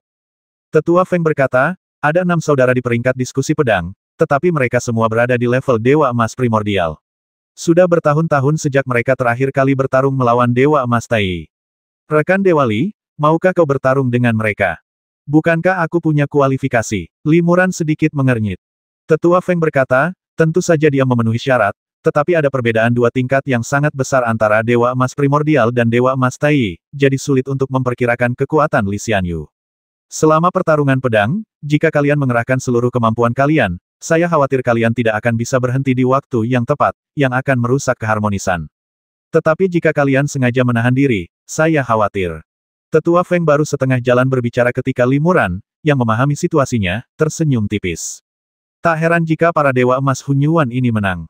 Namun, jika mereka menahan diri dan kalah dari Dewa Emas Tai seperti dia, bukankah itu akan mencoreng reputasi para Dewa Emas Hunyuan? Jika kabar ini sampai tersiar, Limuran niscaya akan menjadi terkenal, tetapi para Dewa Emas Hunyuan yang kalah darinya pasti akan menjadi bahan ejekan para dewa lainnya. Oleh karena itu, bagi para Dewa Emas Primordial ini, bertindak berarti kerugian, tetapi jika tidak ada yang bertindak, mereka tidak akan dapat menyaksikan ilmu pedang Limuran yang bahkan lebih hebat lagi. Oleh karena itu, yang terbaik adalah orang lain yang bertindak, dan mereka hanya bisa menonton dari pinggir lapangan dan menyaksikan ilmu pedang Limuran dari pinggir lapangan. Bagaimana kalau begini? Kata Limuran, aku datang ke sini khusus untuk menantang ke-6 sahabat abadi di peringkat diskusi pedang, jadi tentu saja aku tidak ingin melewatkan kesempatan ini. Aku akan bertarung dengan ke-6 sahabat abadi itu satu persatu sesuai urutan undian. Setiap sahabat abadi dibatasi 1 pedang, dan diskusinya akan murni permainan pedang, tanpa ada yang menang atau kalah. Bagaimana menurutmu? Juga, apapun yang terjadi selama debat pedang, setelah hari ini, tolong tetap diam. Aku tidak ingin menimbulkan masalah yang tidak perlu. Lanjut Limuran, soal reputasi palsu karena masuk dalam daftar debat pedang, aku tidak peduli. Aku hanya menggunakan nama samaran. Hati Tetua Feng tergerak ketika mendengar ini jadi, Li Xianyu benar-benar hanya ingin membuktikan keahlian pedangnya, bukan ingin memanfaatkan sekte kita untuk menjadi terkenal. Benar, Li Muran mengangguk. Ketenaran dan kekayaan terlalu sempit. Kita sudah mencapai tingkat Dewa Emas, jadi bagaimana mungkin kita dibatasi hanya pada mereka?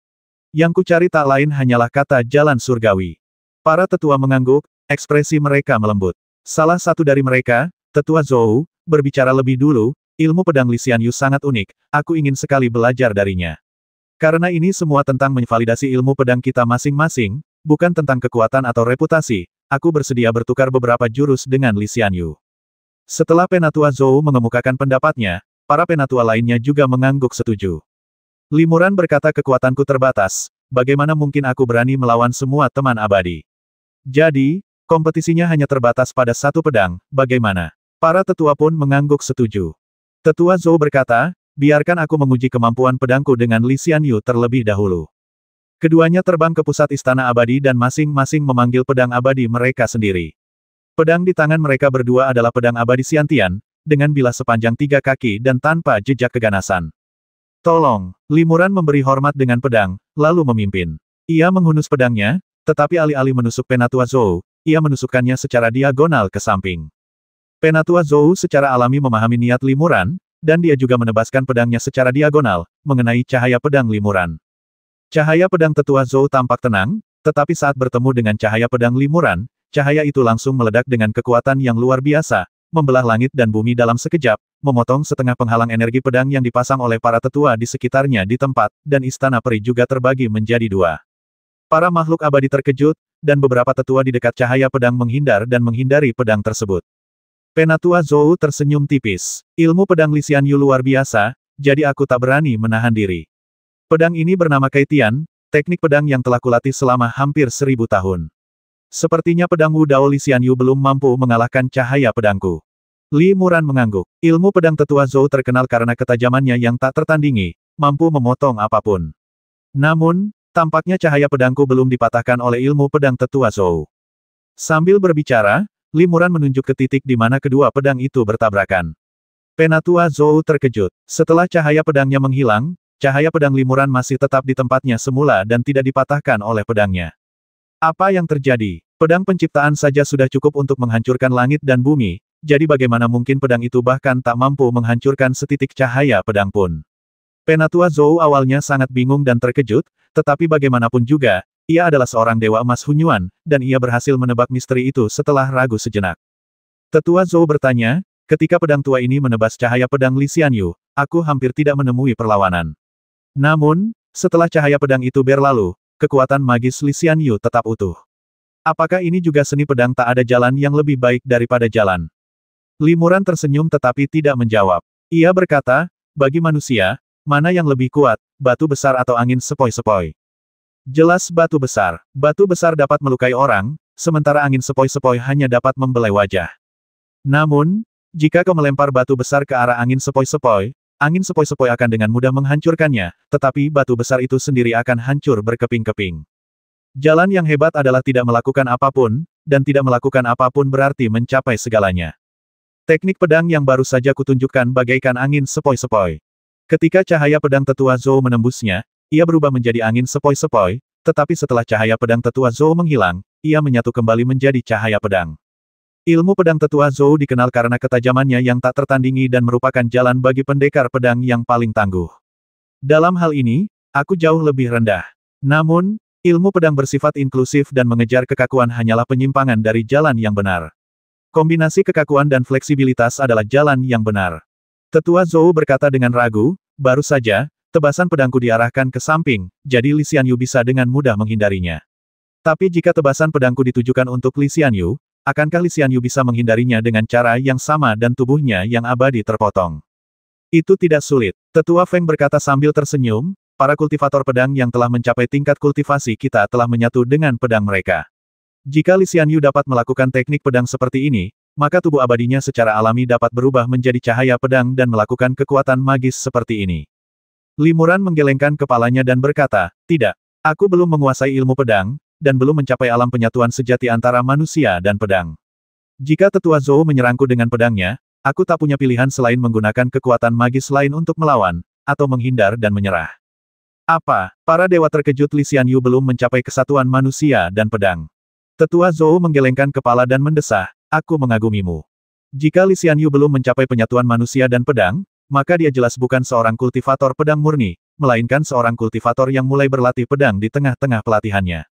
Li Xianyu, bahkan di tengah-tengah pelatihannya, masih berhasil memahami teknik pedang yang begitu brilian. Tingkat pemahaman ini sungguh tak tertandingi. Orang tua ini benar-benar telah mencapai pencerahan hari ini. Li Xianyu, bisakah kau menerima pukulanku lagi? Limuran menggelengkan kepalanya dan berkata, kita sudah sepakat sebelumnya. Satu orang, satu pedang. Penatua Zhou tidak mau menyerah dan melanjutkan, aku bersedia mengorbankan setengah kekayaanku hanya untuk bertarung pedang lagi dengan Li Xianyu. Limuran masih menggelengkan kepalanya. Kekayaan dan harta hanyalah hal-hal eksternal. Yang kita cari hanyalah Tao. Hari ini aku datang ke sini untuk membuktikan Tao, jadi harta-harta itu tidak penting bagiku. Penatua Zhou merasa kasihan pada Limuran dan ingin membujuknya lagi, tetapi Limuran melambaikan tangannya dan berkata, aku ingin tahu apakah ada teman abadi lain yang bersedia bertukar keterampilan pedang denganku. Saya bersedia, itulah yang kumaksud. Paviliun ini dengan senang hati menerima ini. 5 tetua yang tersisa di peringkat diskusi pedang berbicara hampir bersamaan, semuanya bersemangat untuk bertarung pedang dengan Limuran. Lagi pula, tidak banyak kesempatan untuk saling berdiskusi tentang ilmu pedang dan membuktikan kebenaran. Terlebih lagi, kultivator seperti Limuran yang memiliki ilmu pedang luar biasa dan unik bahkan lebih langka. Ini adalah kesempatan sekali seumur hidup yang sangat dinantikan oleh semua makhluk abadi, jadi bagaimana mungkin mereka berani melewatkannya. Kalau begitu, rekan-rekan abadi, silakan bersaing denganku berdasarkan peringkat kalian di peringkat diskusi pedang. Kata Limuran sambil tersenyum. Baiklah, para dewa abadi setuju. Tetua Feng berkata, istana abadi ini telah hancur. Jika kau, Li Xianyu, tidak keberatan, mengapa kau tidak pergi ke istana latihan pedangku untuk berlatih tanding denganku? Istana latihan pedangku memiliki batasan yang kuat, yang akan memungkinkan Li Xianyu dan para tetua untuk melepaskan diri dan menunjukkan esensi dari jalur pedang yang telah kau kuasai. Bagus sekali. Limuran setuju. Silakan. Tetua Feng memimpin jalan, diikuti Limuran dari dekat, dan para tetua lainnya segera menyusul. Namun, Tetua Feng melambaikan tangannya untuk menghentikan beberapa tetua. Ia tersenyum dan berkata, pengembangan Dao membutuhkan kedalaman dan ketepatan, dan kebanyakan orang membenci kedangkalan. Ilmu pedang yang ditunjukkan Li Xianyu hari ini cukup untuk dipahami para tetua selama bertahun-tahun, tetapi saya khawatir terlalu banyak untuk dicerna sekaligus.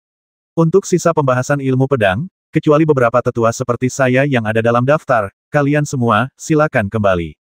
Ini, Penatua Wu dan yang lainnya tiba-tiba merasa sangat menyesal. Apakah mereka akan melewatkan kesempatan seperti itu? Penatua Feng mengerutkan kening, aku juga memikirkan kalian, rekan-rekan muridku. Bahkan aku sendiri pun tak mampu sepenuhnya memahami seni pedang yang diperagakan Li Xianyu. Semakin banyak yang kulihat, semakin bingung pula aku nantinya. Lagi pula, seseorang harus mencapai tingkat tertentu dalam seni pedangnya sendiri untuk memahami seni pedang kultivator pedang lain pada tingkat yang sama. Kalian, rekan-rekan muridku, masih perlu berlatih beberapa saat sebelum kalian memenuhi syarat untuk memahami seni pedang kami. Penatua Feng berbicara begitu terus terang sehingga para penatua lainnya tidak punya pilihan selain mengangguk dan setuju dan tinggal di sini. Beberapa saat kemudian, Limuran dan yang lainnya tiba di gua Tetua Feng dan memasuki istana latihan pedang. Penatua Qin membungkuk kepada Limuran dan berkata, di antara ke-6 saudara dalam daftar, saya yang paling sedikit pengalamannya. Saya akan menjadi orang pertama yang belajar ilmu pedang dari Li Xianyu.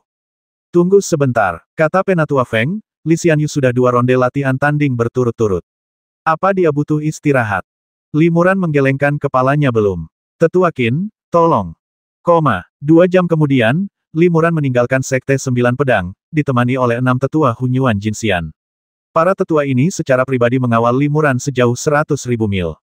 Limuran berkata kepada Tetua Feng, maafkan aku karena tak sengaja menghancurkan istana latihan pedang Tetua Feng saat pertarungan pedang tadi.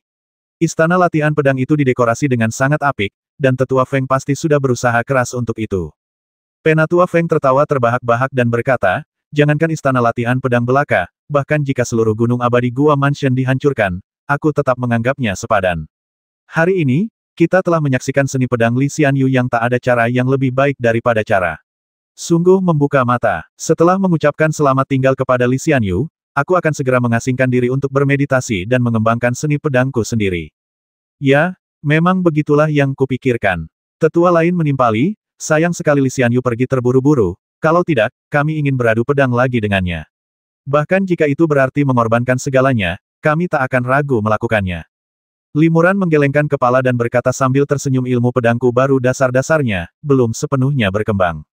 Aku juga mendapat banyak manfaat dari berdiskusi tentang ilmu pedang dengan kalian, sesama makhluk abadi. Mungkin suatu hari nanti, kita akan memiliki kesempatan untuk berdiskusi tentang ilmu pedang lagi. Setelah mengantar kalian sejauh 1000 mil, akhirnya kita harus mengucapkan selamat tinggal. Kalian, sesama makhluk abadi, telah mengantarku sejauh 100.000 mil, jadi silakan kembali. Sampai jumpa lagi. Sampai jumpa lagi. Para dewa mengucapkan selamat tinggal kepada Limuran satu persatu. Limuran menyaksikan mereka kembali ke Sekte 9 Pedang. Limuran tidak terbang jauh. Ia hanya melayang di tempat yang sama dan menunggu dengan tenang. 1 jam kemudian, 2 cahaya pedang mendarat di sini dan berubah menjadi 2 makhluk abadi. Satu adalah klon roh pedang dari Dewa Pedang Xiao Yao, dan yang lainnya adalah tetua Sekte 9 Pedang yang kembali, Taois Liu Yun. Jadi Paman Li sebenarnya adalah rekan seperguruan guru. Pantas saja ilmu pedangnya begitu tinggi. Pendeta Tao Liu Yun membungkuk hormat kepada Limuran dan berkata, sebelumnya saya tidak tahu identitas guru, jadi saya mohon maaf atas segala kesalahan. Semoga guru memaafkan saya. Sama-sama, Limuran tersenyum tipis. Sepertinya Dewa Pedang Xiao Yao tidak ingin memanfaatkan Limuran dan Zhao Wuming, jadi ia mengatakan bahwa Limuran adalah adiknya. Berdasarkan senioritas, Limuran menjadi paman dari tetua Dewa Emas Hunyuan ini. Klon roh pedang berkata dengan nada merendahkan, adik muda Li akan pergi ke alam abadi langit kuno. Aku tidak bisa menemaninya, jadi aku mengirimmu untuk menemaninya. Kau harus melindungi keselamatan adik muda Li. Baik, kata pendeta Tao Liu Yun, haruskah kita mengirim beberapa murid lagi untuk ikut bersama kita? Roh pedang itu menggelengkan kepalanya dan berkata, tidak perlu. Saudara muda Li sendiri yang menunjuk kami, jadi hanya kau yang boleh menemani kami. Kenapa begitu? Taois Liu Yun tertegun. Mungkinkah diskusi pedang tadi adalah Paman Li yang menguji kemampuan pedang beberapa rekan muridku dan aku untuk memilih kandidat yang tepat? Benar sekali, kata Limuran sambil tersenyum. Lalu kenapa Paman Li memilihku? Tanya Taois Liu Yun penasaran. Dari segi senioritas, aku tidak seberpengalaman kakak senior Feng dan 2 saudara lainnya. Lagi pula, saat aku bertanding dengan Paman Li tadi, pedangku sama sekali tidak menguntungkan, dan aku bahkan menderita sedikit kekalahan di bawah pedang Paman Li. Limuran menggelengkan kepalanya. Aku tahu Taois Liu Yun tidak mengerahkan seluruh kekuatannya. Saat aku bertanding dengan para tetua, aku mengambil inisiatif dan menunjukkan ilmu pedang terkuatku sejak awal. Dengan begitu, para tetua tidak berani meremehkanku dan langsung tanding denganku. Karena hanya ada satu pedang, para tetua menggunakan ilmu pedang kebanggaan mereka. Hanya Taois Liu Yun yang menahan diri dalam ilmu pedangnya. Dan Taois Liu Yun juga tidak segan-segan beradu pedang denganku. Keterdiamannya jelas bukan karena meremehkanku, melainkan karena ia tahu ilmu pedangnya terlalu kuat dan khawatir akan melukaiku jika ia mengerahkan seluruh kemampuannya. Maka, ia sengaja menahan diri dan tidak menunjukkan kekuatannya yang sebenarnya. Oleh karena itu, aku bisa menyimpulkan bahwa di antara semua tetua Sekte 9 Pedang, Taois Liu Yun adalah yang terkuat. Seharusnya ia bisa membantuku dalam perjalanan ini. Taois Liu Yun tertegun sejenak, lalu mengangguk kecil. Kupikir aku sudah menyembunyikannya dengan baik, tapi aku tak menyangka Paman Li akan langsung mengetahuinya. Bagaimana Paman Li tahu kalau aku belum mengerahkan seluruh kemampuanku?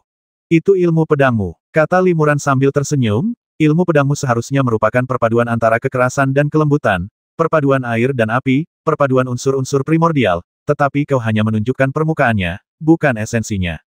Dengan ilmu pedang yang dangkal ini, bagaimana mungkin kau bisa masuk dalam peringkat ilmu pedang tingkat Dewa Emas?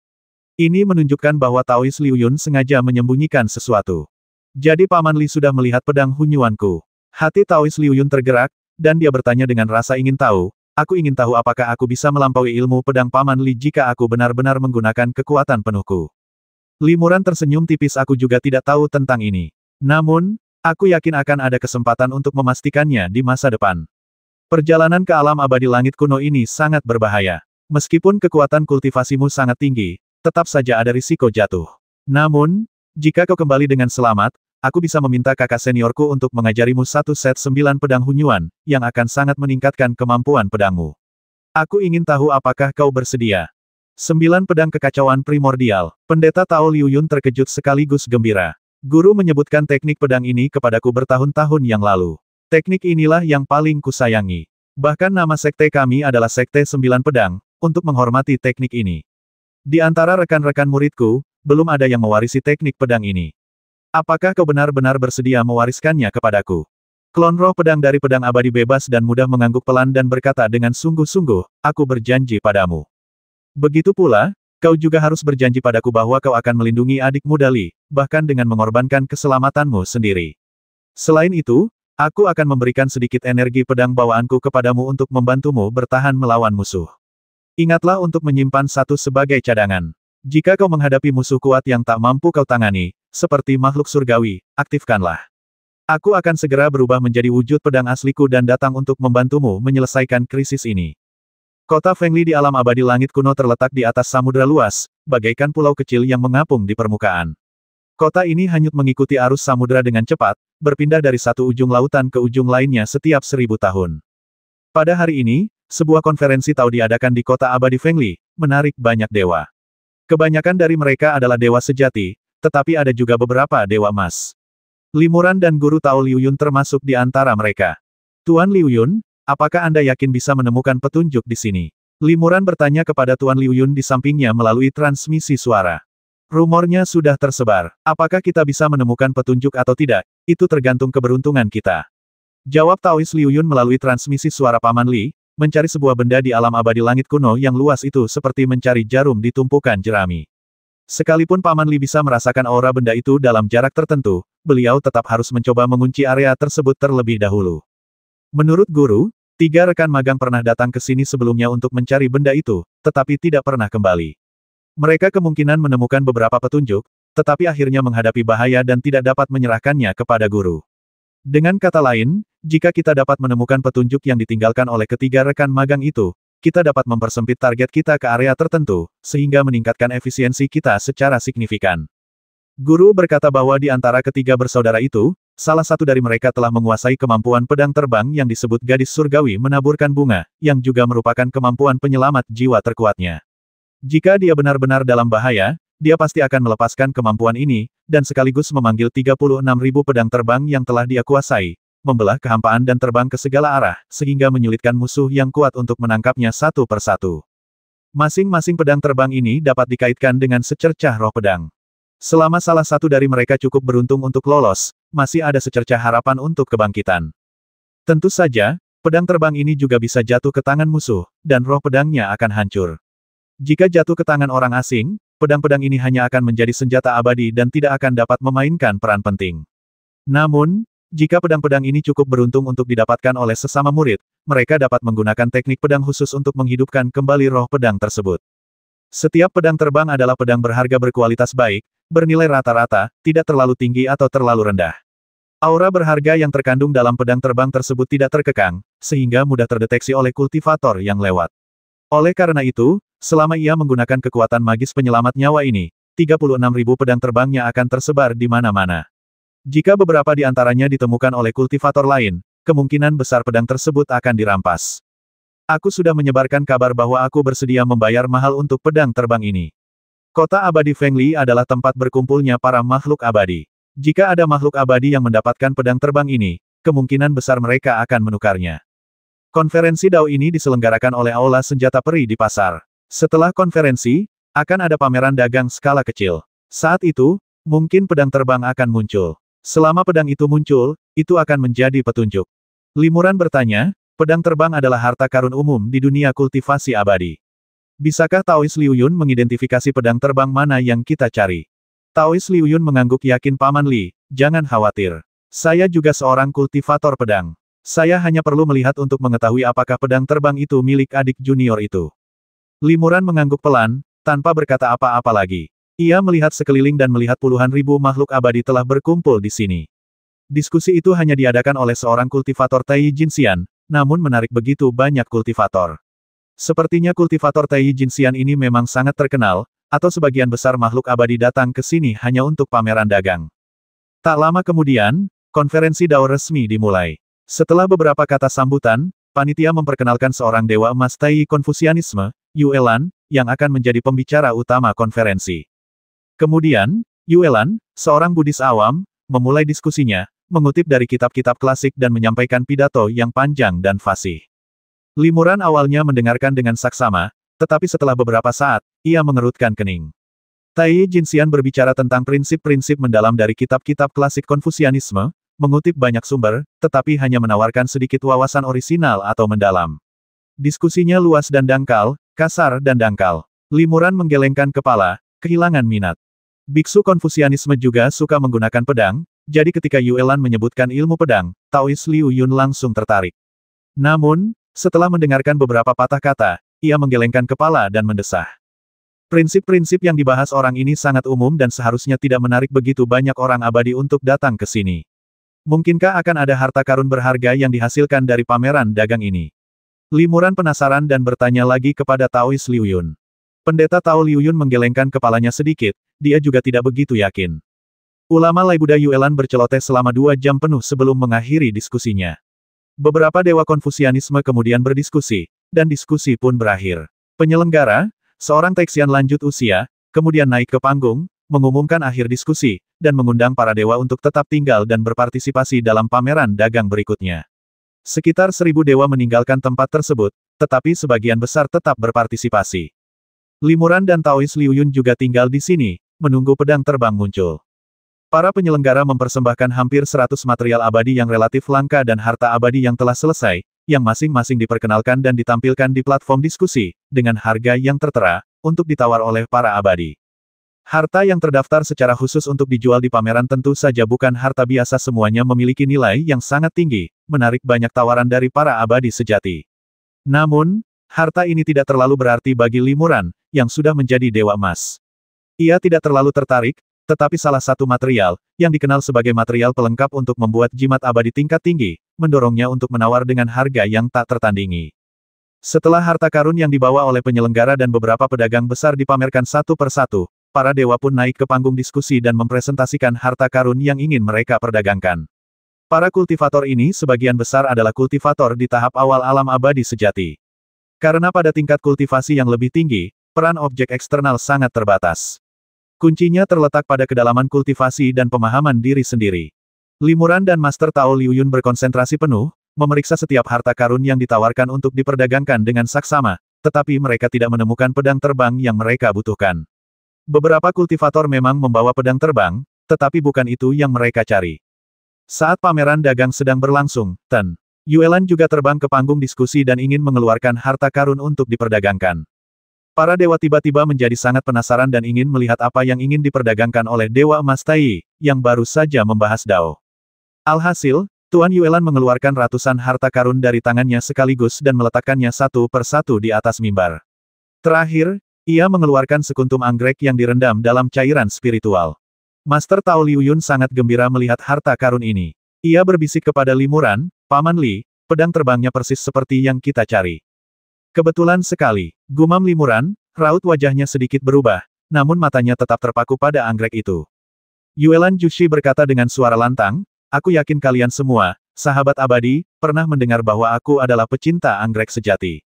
Anggrek ini, yang aslinya bernama Linglongxin, adalah anggrek abadi terbaik dan sangat langka. Aku tidak sengaja menemukannya di alam abadi lain 1000 atau 2000 tahun yang lalu, tetapi kondisinya sudah sangat lemah ketika aku menemukannya. Aku sudah berusaha keras tetapi masih belum bisa menghidupkannya kembali. Aku tahu dunia ini begitu luas, dan ada banyak orang berbakat dan luar biasa. Jika ada sahabat abadi yang bisa membantuku menghidupkan kembali anggrek ini, kalian bisa memilih dari harta karun ini." Seketika, seorang dewa setengah baya berdiri dan berkata, "Meskipun tingkat kultivasiku tidak tinggi, aku berlatih teknik atribut kayu murni. Aku seharusnya bisa membantumu menyelamatkan Xianlan." Yuelan Jushi gembira dan berkata cepat, "Ide cemerlang apa yang kamu punya, sahabatku? Tolong beritahu aku dulu." Sang abadi Parubaya menggerakkan bibirnya sedikit, mencoba menyampaikan beberapa patah kata kepada Tuan Yuelan. Tuan Yuelan mendesah pelan, menggelengkan kepala, dan berkata, "Aku sudah mencoba metode ini, dan tidak berhasil. Adakah teman abadi lain yang punya cara untuk menyelamatkan Xianlan?" Beberapa dewa lain menawarkan saran, tetapi semuanya ditolak oleh Yuelan. Bagaimanapun, Yuelan adalah dewa emas, dan ia telah mencoba banyak metode umum, tetapi ia tetap tidak menyerah. Yuelan akhirnya menghela napas, "Jika tak seorang pun dari kalian, sahabat abadi, punya solusi yang lebih baik, aku hanya bisa terus menggunakan embun peri bunga segudang ini untuk merendam anggrek dan menunda layunya. Tunggu sebentar, Limuran tiba-tiba berkata, Guru Tao Liu Yun ini mungkin punya solusi. Apakah sahabat abadi ini punya solusi? Yuelan Jushi kembali gembira, karena Limuran juga seorang dewa emas, dan Taois Liu Yun yang ia maksud bahkan seorang dewa emas Hunyuan. Dengan tingkat kultivasi yang tinggi, ia tentu memiliki pengetahuan yang luas, dan mungkin ia memang punya solusi. Pendeta Tao Liu Yun tertegun. Ia melirik Limuran, yang mengangguk kecil. Ia langsung mengerti dan berkata, ya, aku mungkin punya kesempatan untuk menyelamatkan anggrek peri ini. Mari kita bicarakan masalah ini secara pribadi. Tuan Yuelan sangat gembira. Ia mengumpulkan anggrek peri dan harta karun lainnya, lalu terbang menghampiri Limuran dan kedua orang lainnya dan membungkuk hormat. Setelah ketiga dewa itu bertukar sapa, mereka pun pergi bersama menuju gua Tuan Yuelan. Di dalam gua Tuan Yuelan memang terdapat berbagai jenis anggrek yang berharga, begitu pula banyak gadis-gadis muda, yang semuanya memanggil Tuan Yuelan dengan sebutan ayah. Gadis-gadis ini semuanya memiliki tubuh roh bunga. Anggrek peri memiliki spiritualitas yang kuat, dan begitu kondisinya matang, mereka memiliki peluang besar untuk berubah menjadi tubuh roh dan berwujud manusia. Dengan latihan lebih lanjut, mereka bahkan bisa menjadi peri bunga. Limuran dan yang lainnya telah melihat beberapa peri bunga. Setelah berkeliling di kediaman Master Yuelan, Limuran memberi isyarat kepada Master Yuelan untuk mengeluarkan anggrek peri dan meminta mereka berdua untuk memeriksanya dengan cermat. Setelah melihatnya sebentar, Limuran bertanya, kapan dan di mana Anda menemukan anggrek peri ini? Kejadiannya 1 atau 2000 tahun yang lalu. Ditemukan di negeri dongeng terpencil, jawab Bu Yuelan. Tolong jawab lebih rinci, negeri peri yang mana tepatnya, dan sudah berapa tahun yang lalu? Tanya Limuran. Yuelan Jushi sedikit mengernyit apakah ini penting. Sangat penting. Limuran mengangguk. Kalau tidak salah, ini seharusnya anggrek peri yang telah menjadi roh. Tapi entah kenapa, rohnya telah hancur, hanya menyisakan tubuhnya. Kalau kita ingin menghidupkan kembali anggrek peri, kita tidak bisa menggunakan cara biasa. Sebaiknya Tuan Yuelan memberitahu kami semua detail yang Anda ketahui. Kalau tidak, kita tidak akan bisa menghidupkannya kembali. Umat, Buddha awam Yuelan berseru takjub, Li Xianyu memang seorang ahli. Setelah penyelidikan yang saksama, aku menemukan bahwa anggrek ini memang menunjukkan tanda-tanda pernah menjadi roh. Hal ini tidak mudah dilihat, tetapi Li Xianyu dapat menemukannya hanya setelah beberapa kali melirik. Aku mengagumimu. Mengenai detail penemuan anggrek peri, karena Dewa Li menganggapnya penting, saya akan menceritakannya secara rinci. Penemuannya terjadi lebih dari 1800 tahun yang lalu. Saya senang bepergian jauh, mengoleksi bunga dan tanaman langka, terutama anggrek yang berharga. Saat itu, saya sedang berkelana di negeri dongeng terpencil bernama Negeri Dongeng Suri. Di tengah hamparan luas negeri dongeng ini, saya tak sengaja menemukan anggrek peri ini. Saat menemukannya, anggrek ini sedang tumbuh di tanah tandus yang hampir tak bernyawa, sekarat, dan hampir layu. Saya menyadari bahwa anggrek ini adalah spesies purba yang langka dan segera mengoleksinya. Kemudian, saya ingin menghidupkannya kembali, tetapi saya tidak dapat menemukan cairan spiritual yang saya butuhkan di alam abadi Suri. Jadi saya segera meninggalkan alam abadi Suri dan kembali ke alam abadi Guxiao. Namun, lebih dari 1000 tahun telah berlalu, dan saya telah mencoba puluhan metode, tetapi tidak berhasil. Limuran mengangguk pelan setelah mendengar ini, lalu mendesah dalam hati, alam abadi Suri. Memang dia, dan waktunya tepat. Saat itu, alam abadi Suri belum menetapkan batasan apapun, dan para dewa emas bisa bepergian dengan bebas. Limuran berkata, anggrek yang ditemukan orang awam itu tidak sepenuhnya abadi pasti berasal dari alam bawah. Kalau tidak salah, anggrek ini berasal dari alam bawah dan, secara kebetulan, memadatkan tubuh roh, menjadi roh bunga, dan bahkan naik ke alam abadi. Sayangnya, setelah naik ke alam abadi, ia menghadapi bahaya maut, tubuh rohnya hancur, hanya menyisakan tubuh aslinya. Jika orang awam itu tidak menemukannya dan menyelamatkannya, saya khawatir tubuh aslinya sudah layu sejak lama. Yuelan, seorang Buddhis awam, mengangguk berulang kali. Roh bunga yang naik dari alam bawah. Rekan abadi Li benar sekali. Bertahun-tahun yang lalu, ketika saya meminta nasihat seorang rekan Hunyuan Jinxian, dia juga mengatakan hal yang sama. Jika itu roh bunga abadi, kebangkitannya tidak sulit, tetapi jika naik dari alam bawah, ia bahkan tidak memiliki tubuh abadi, jadi menyelamatkannya sangat sulit. Karena vitalitasnya sendiri telah terputus, dan ia memiliki aura dunia luar, ia ditolak oleh dunia abadi. Sungguh sulit. Rekan abadi Hunyuan Jinxian juga berkata bahwa kecuali saya dapat menemukan alam bawah tempat anggrek itu naik, membawa anggrek itu ke alam bawah untuk menghidupkan kembali tubuh roh bunga, dan kemudian membawanya ke dunia abadi, barulah saya dapat menghidupkan kembali anggrek ini sepenuhnya. Sayang sekali, tidak mudah untuk kembali ke alam bawah. Lagi pula, ada begitu banyak alam bawah sehingga aku tidak tahu yang mana. Mencoba mengunjunginya satu persatu juga mustahil. Jadi aku mencari solusi lain. Apakah kalian berdua, sahabat abadi, benar-benar punya cara lain untuk menyelamatkan Xianlan? Limuran merenung sejenak, lalu mengangguk dan berkata, bisakah kau menyerahkan anggrek peri itu dan memberikannya kepadaku? Aku mungkin bisa menghidupkannya kembali. Jika kau menyerahkannya di tanganmu, kemungkinannya kecil. Tentu saja, aku juga akan memberimu harta yang melimpah, cukup untuk mengganti kerugianmu. Tidak, wajah Yuelan, seorang biksu awam, sedikit berubah, dan ia berkata dengan sungguh-sungguh, anggrek peri juga merupakan bahan berkualitas tinggi untuk membuat ramuan. Jika jatuh ke tangan kultivator lain, saya khawatir itu hanya akan menjadi bahan baku alkimia. Hanya di mata seorang kultivator seperti saya yang tahu cara menghargai anggrek, itu adalah harta karun yang langka. Berapapun harta karun yang dibawa Li Xianyu, kau tidak akan bisa menukar anggrek peri dariku.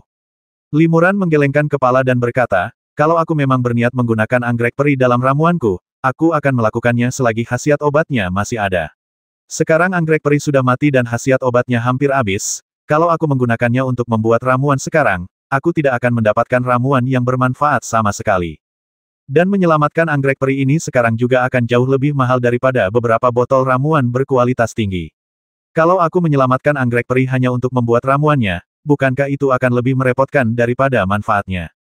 Mendengar ini, Yuelan, seorang Buddhis awam, tampak ragu-ragu.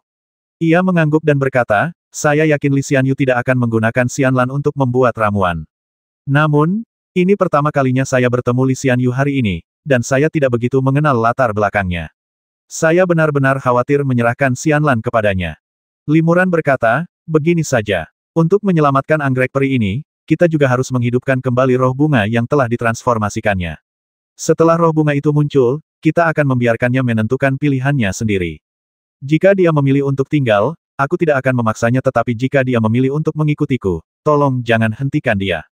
Umat, Buddha awam Yuelan mengangguk berulang kali, ini sangat adil. Biarkan Hualing memilih sendiri. Namun, aku punya banyak saudari Hualing di sini, dan aku memperlakukan mereka seperti putriku sendiri. Kemungkinan Hualing mengikuti Li Xianyu mungkin sangat kecil. Aku mengerti, kata Limuran, karena aku sudah mengatakan ini, aku tidak akan menyesalinya. Oke, aku tidak akan pernah mengingkari janjiku. Kata Yuelan, apapun hasilnya, selama kalian berdua, Li Xianyu, bisa menyelamatkan Xianlan, aku akan sangat berterima kasih. Kalian berdua boleh memilih dari harta karun itu. Terima kasih. Taois Liu Yun tertawa, di antara harta karun Buddha awam Yuelan, memang ada satu atau dua yang sangat menarik minat saya.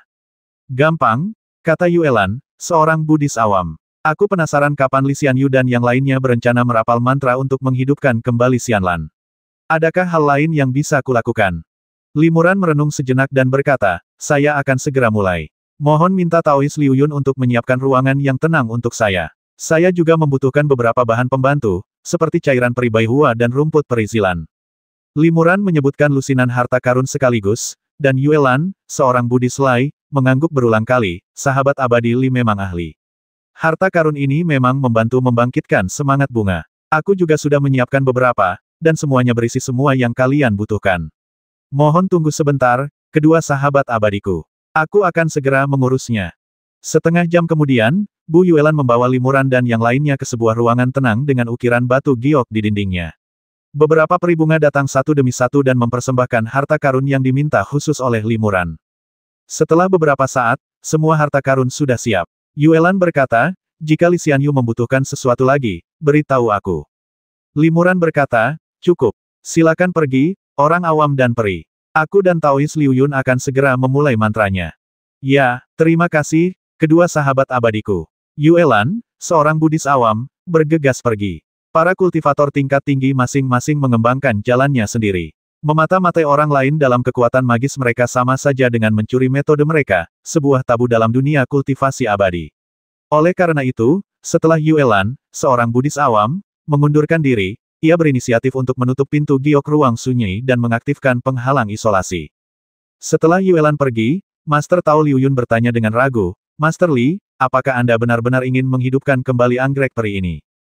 Yuelan, seorang praktisi Buddha, adalah seorang ahli di bidang ini. Bahkan beliau pun tidak dapat menyelamatkan anggrek peri, Jadi seandainya Master Li punya cara, pasti akan membutuhkan biaya yang sangat besar. Mengapa kita tidak menggunakan harta lain yang lebih berharga untuk ditukar dengan pedang terbang dari Yuelan? Cara ini akan lebih mudah dan sederhana. Limuran memandangi anggrek peri yang setengah basah dengan sari bunga lalu mengangguk bagi pendeta Tao Liuyun. Anggrek ini mungkin hanya anggrek peri biasa, tapi bagiku, dia adalah sahabat lama. Teman lama, pendeta Tao Liuyun terkejut. Ia melebarkan matanya dan mendengarkan penjelasan Limuran yang terus berlanjut. Limuran berkata, saat itu, anggrek peri ini menjelma menjadi roh bunga. Ia berkembang hingga tahap Mahayana akhir dan berteman denganku. Saat itu, aku dikepung oleh musuh-musuh yang kuat. Untuk mematahkan pengepungan itu, aku harus membiarkan roh bunga itu mengatasi kesengsaraan dan naik ke keabadian terlebih dahulu. Dengan menggunakan guntur surgawi yang naik, aku memaksa musuh-musuh yang kuat itu untuk melarikan diri dan tidak berani mendekat. Namun, karena aku memiliki cara khusus untuk melawan guntur surgawi, aku berhasil lolos dari bahaya. Jadi, kenaikan Hualing menuju keabadian adalah langkah mendadak yang mengandung risiko besar. Ia mengambil risiko ini, pertama untuk memanfaatkan setiap kesempatan mencapai keabadian, dan kedua untuk menyelamatkan saya.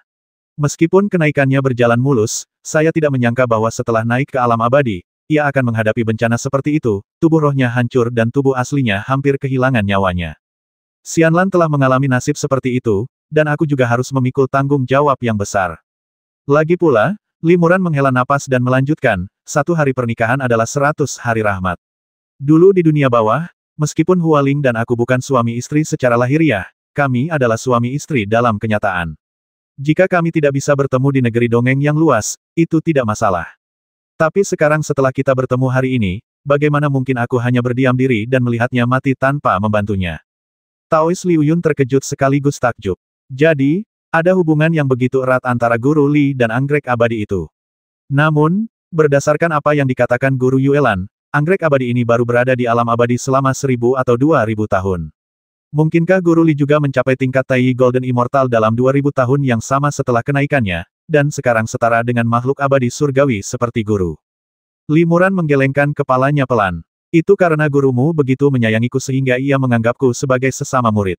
Terlepas dari tingkat kultivasi atau pengalamanku, aku tidak memenuhi syarat untuk berteman dengan seseorang setingkat itu.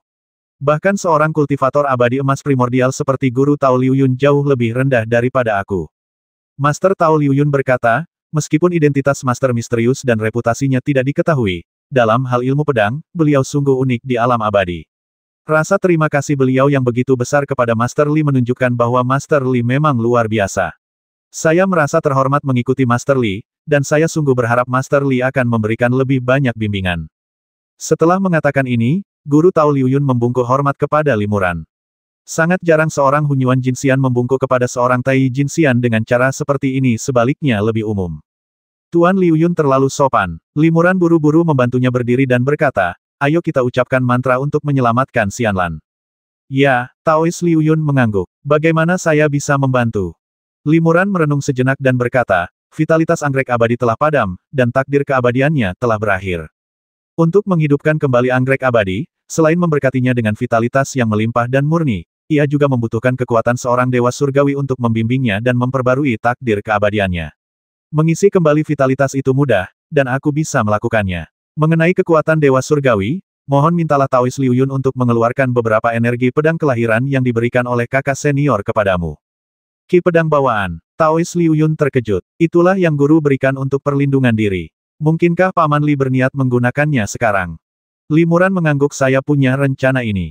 Paman Master Li, apakah Anda sudah benar-benar memikirkannya? Setelah menghabiskan energi pedang bawaan ini, jika kita menghadapi musuh yang kuat, kita akan kehilangan cara yang ampuh.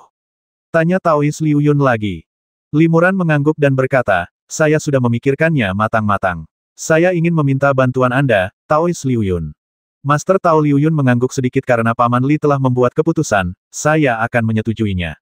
Setelah masa persiapan yang sibuk, kedua makhluk abadi itu akhirnya menyelesaikan semuanya. Limuran berbicara kepada Zhao Huming melalui kesadaran ilahinya, dan Zhao Huming segera mengaktifkan vitalitas kuat yang mengalir ke dalam anggrek abadi tersebut. Anggrek peri dengan cepat menanggalkan penampilannya yang layu dan kering, dan kembali segar dengan kehidupan baru. Daunnya berubah menjadi hijau zamrud, berkilau seperti batu giok. Namun, anggrek itu masih belum mampu menyerap energi vital dari langit dan bumi di sekitarnya secara aktif. Energinya yang semarak perlahan-lahan menghilang, dan dalam beberapa jam, ia akan layu dan mati lagi. Cepat dapatkan energi pedang. Perintah Limuran. Taois Liu Yun buru-buru mengeluarkan pedang ajaib dan merapal mantra untuk melepaskan beberapa energi pedang yang tersegel di dalamnya. Energi pedang ini ditinggalkan oleh Dewa Pedang Xiao Yao dan mengandung kekuatan seorang Dewa Surgawi. Para makhluk abadi sudah dapat mengendalikan reinkarnasi, hidup dan mati orang lain. Di tangan para makhluk abadi, selama mereka tidak memiliki status khusus, bahkan jika mereka telah lama mati, mereka masih dapat dihidupkan kembali. Menyelamatkan anggrek peri bukanlah hal yang sulit bagi makhluk surgawi. Meskipun Limuran bukan makhluk surgawi, ia memiliki bimbingan rahasia dari Zhao Huming.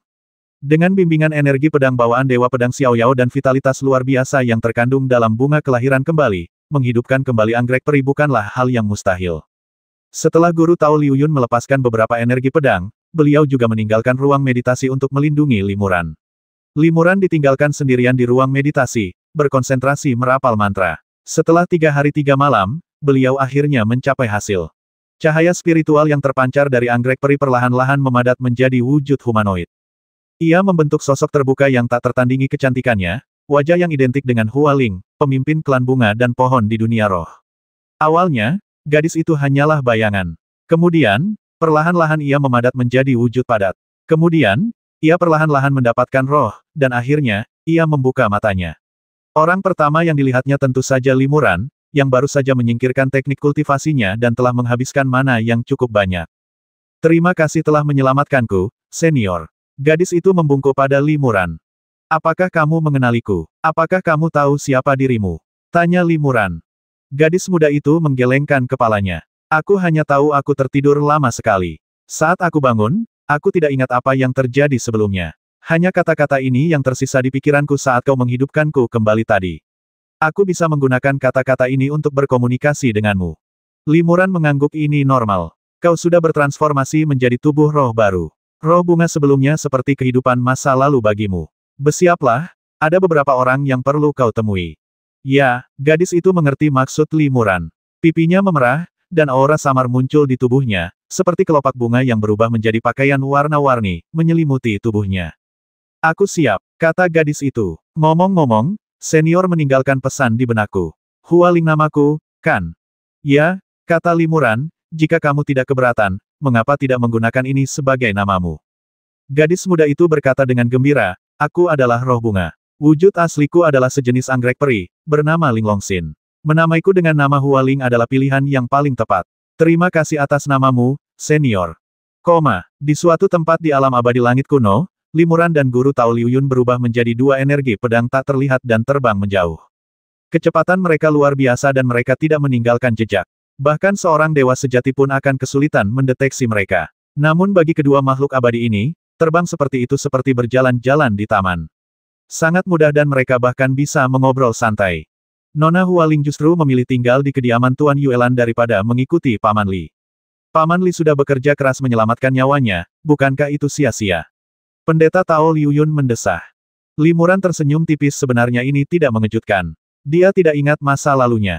Baginya, aku hanyalah seorang dermawan yang aneh. Ada banyak peri bunga di kediaman Yuelan Jushi sebagai pendamping, yang lebih cocok untuk kultivasinya. Soal membuang-buang tenaga, kurasa tidak. Karena sejak awal, aku memang tidak berniat menghidupkan kembali hubungan kami dengannya. Guru Li, tidakkah Anda ingin menghidupkan kembali hubungan kita yang dulu? Pendeta Tao Liu Yun sedikit terkejut. Ia tahu Limuran telah membayar mahal untuk menyelamatkan Xianlan, dan berpikir bahwa Limuran pasti tidak bisa melupakan cinta lamanya dan ingin menghidupkan kembali hubungan mereka yang dulu. Ia tidak menyangka Limuran tidak berencana melakukannya. Limuran berkata, kehidupan sebelumnya memiliki takdirnya sendiri, dan kehidupan ini memiliki takdirnya sendiri. Kehidupan demi kehidupan, reinkarnasi demi reinkarnasi, setiap kehidupan memiliki teman dan kekasihnya sendiri. Karena dia telah terlahir kembali dan berdamai dengan kehidupan masa lalunya, mengapa aku harus repot-repot memikirkan kehidupan masa lalunya? Jika dia benar-benar ingin tahu tentang kehidupan masa lalunya dan telah memohon dengan sungguh-sungguh kepadaku, aku mungkin bisa membantunya memulihkan ingatannya. Namun, dia telah memilih untuk melupakan kehidupan masa lalunya, menerima keadaan saat ini, dan memulai kembali kultivasinya di kehidupan ini. Dalam hal itu, aku akan menghormati keputusannya dan membiarkannya menjalani kehidupan baru, tanpa membiarkan cinta dari kehidupan masa lalunya menjadi penghalang bagi kehidupannya saat ini. Pendeta Tao Liu Yun mengangguk pelan. Kata-kata Paman Li memiliki makna yang mendalam. Guru pernah berkata bahwa di alam semesta yang luas ini, pertemuan adalah takdir. Beberapa orang ditakdirkan untuk bertemu selama beberapa generasi, dan jika takdir mereka belum berakhir di kehidupan ini, mereka mungkin masih akan bertemu di kehidupan berikutnya. Namun, beberapa orang ditakdirkan hanya untuk satu kehidupan, bertemu di kehidupan ini tetapi mungkin menjadi orang asing di kehidupan berikutnya, atau bahkan tidak pernah bertemu lagi. Setiap kehidupan berbeda, dan itulah indahnya reinkarnasi. Jika tidak, jika takdir yang ditemui di setiap kehidupan sama, maka reinkarnasi akan kehilangan maknanya. Sepertinya Nona Hualing dan Paman Li ditakdirkan untuk bersama di kehidupan ini. Semuanya sudah berakhir, jadi tidak perlu dipaksakan. Pada titik ini, Taois Liu Yun tiba-tiba mendesah, kelahiran dan kematian takdir, sungguh misterius. Guru pernah berkata bahwa bahkan makhluk surgawi seperti beliau pun tidak dapat sepenuhnya memahami kata takdir. Kelahiran dan kematian takdir dapat ditentukan oleh langit, tetapi sebagian juga merupakan buatan manusia. Guru juga berkata bahwa jika seseorang dapat memahami kata takdir ini, maka ia tidak jauh dari jalan yang benar. Beberapa hari kemudian, kedua makhluk abadi itu sampai di kedalaman pegunungan yang dipenuhi racun. Ini adalah surga binatang ilahi. Kata Taois Liu Yun, konon, bertahun-tahun yang lalu, seorang dewa menjinakkan seekor binatang ilahi kuno di sini, makanya dinamakan surga binatang ilahi. Legenda mengatakan bahwa ini adalah hutan purba yang luas yang terbentuk pada awal mula alam semesta. Binatang buas kuno yang tak terhitung jumlahnya bersembunyi di dalam pegunungan, beberapa di antaranya bahkan tidak tercatat dalam teks-teks kuno. Ini juga merupakan area paling berbahaya di alam abadi langit kuno. Hanya Dewa Emas yang berani memasuki hutan ini. Dan menurut Guru Yuelan, pedang terbang yang ia peroleh ditemukan di dekat surga binatang ilahi. Kemungkinan besar, murid junior kita menghadapi bahaya di sana. Limuran mengangguk dan berkata, baiklah, kita istirahat dulu di sini. Tolong minta senior Wuming untuk merapal mantra untuk melihat apakah harta karun yang kita cari ada di dekat sini. Begitu Limuran selesai berbicara, vitalitas yang kuat melonjak keluar dari dantiannya dan berubah menjadi hantu, yaitu Zhao Wuming. Master Tao Liu Yun sedikit terkejut ketika melihat Zhao Wuming. Ia belum pernah merasakan aura lain dari Limuran sebelumnya, yang menunjukkan bahwa metode penyembunyian Limuran sangat cerdik. Teman abadi ini adalah, tanya Taois Liu Yun. Limuran berkata, ini senior Wuming, teman lama gurumu. Dia akan membantu kita menemukan harta karun itu. Itukah dewa surgawi tak terbatas lainnya? Master Tao Liu Yun terkejut. Di seluruh dunia abadi, hanya ada sekitar 20 dewa surgawi tak terbatas. Bahkan jika ditambahkan beberapa dewa surgawi yang rendah hati, penyendiri, dan tidak dikenal, hanya ada beberapa lusin dewa surgawi. Masing-masing dari mereka sangat penting, mampu menimbulkan gelombang besar di alam semesta. Meskipun Guru Tao Liu Yun telah mencapai tingkat Dewa Emas Primordial, alam tertinggi di bawah Dewa Surgawi, satu-satunya Dewa Surgawi yang pernah benar-benar ia temui adalah gurunya, Dewa Xiaoyao. Namun, Limuran hanyalah seorang Dewa Emas Tai, yang naik ke alam abadi kurang dari 2000 tahun yang lalu.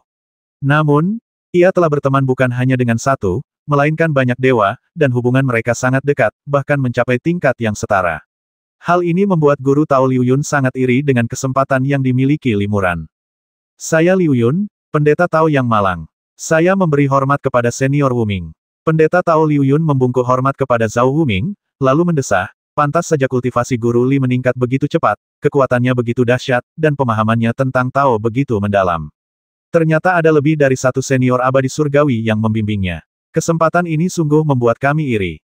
Zhao Wuming tersenyum tipis Tuan Liu Yun, tidak perlu iri pada rekan Daois Li. Karena Anda telah melihat saya, itu berarti kita ditakdirkan untuk bersama. Jika Anda membantu saya dengan segenap kekuatan Anda, saya juga akan memberi Anda beberapa petunjuk setelah masalah ini selesai. Pendeta Tao Liu Yun langsung bersukacita dan mengucapkan terima kasih berulang kali. Terima kasih banyak, senior. Saya akan berusaha sebaik mungkin mengikuti instruksi Anda. Zhao Wuming mengangguk, lalu membuang senyumnya dan berkata dengan sungguh-sungguh mohon minta kedua rekan Taois untuk melindungi saya. Saya perlu membaca mantra untuk mengetahui lokasi harta karun itu. Ya, Limuran dan yang lainnya setuju, lalu terbang ke kiri dan kanan, masing-masing terbang sejauh 1000 kaki. Limuran mengeluarkan 2 jimat abadi dari lengan bajunya, mengulurkan jari-jarinya, dan melepaskan 2 sinar cahaya abadi, yang menembus ke dalam jimat abadi dan mengaktifkannya. Kedua jimat abadi itu awalnya berubah menjadi kabut ungu cemerlang yang menyelimuti sekitarnya, kemudian menghilang menjadi titik-titik cahaya yang tak terhitung jumlahnya, menghilang ke langit dan bumi di sekitarnya. Meskipun kedua jimat abadi itu tampak hancur, Limuran dapat merasakan aura khusus dalam energi primordial langit dan bumi. Aura ini mungkin tidak dapat dirasakan oleh kultivator lain, karena hanya energi primordial biasa. Namun, dengan satu pikiran, Limuran dapat menggunakan pemahamannya tentang Dao untuk mengubah energi ini menjadi kekuatan magis yang dahsyat. Master Tao Liuyun mengamati tindakan Limuran dengan curiga. Ia tahu pasti ada tujuan yang lebih dalam di balik gerakan ini, dan jelas bukan sia-sia dua jimat abadi berkualitas tinggi. Mengenai detailnya, ia belum bisa memahaminya untuk saat ini. Master Tao Liuyun memanggil pedang dewa dan mengayunkannya. Cahaya pedang yang tak terhitung jumlahnya melesat ke langit, berubah menjadi pedang raksasa sepanjang 100 kaki, melayang di udara, menyelimuti area seluas ribuan mil. Selama kau mendekati pedang-pedang raksasa ini, kau bisa merasakan energi pedang yang mengerikan datang ke arahmu. Binatang abadi dengan tingkat kultivasi yang sedikit lebih rendah sama sekali tidak berani mendekat. Kedua dewa abadi, Limuran dan Taois Liuyun, tinggal di dekat Zhao Wuming dan memperhatikannya merapal mantra dengan tenang.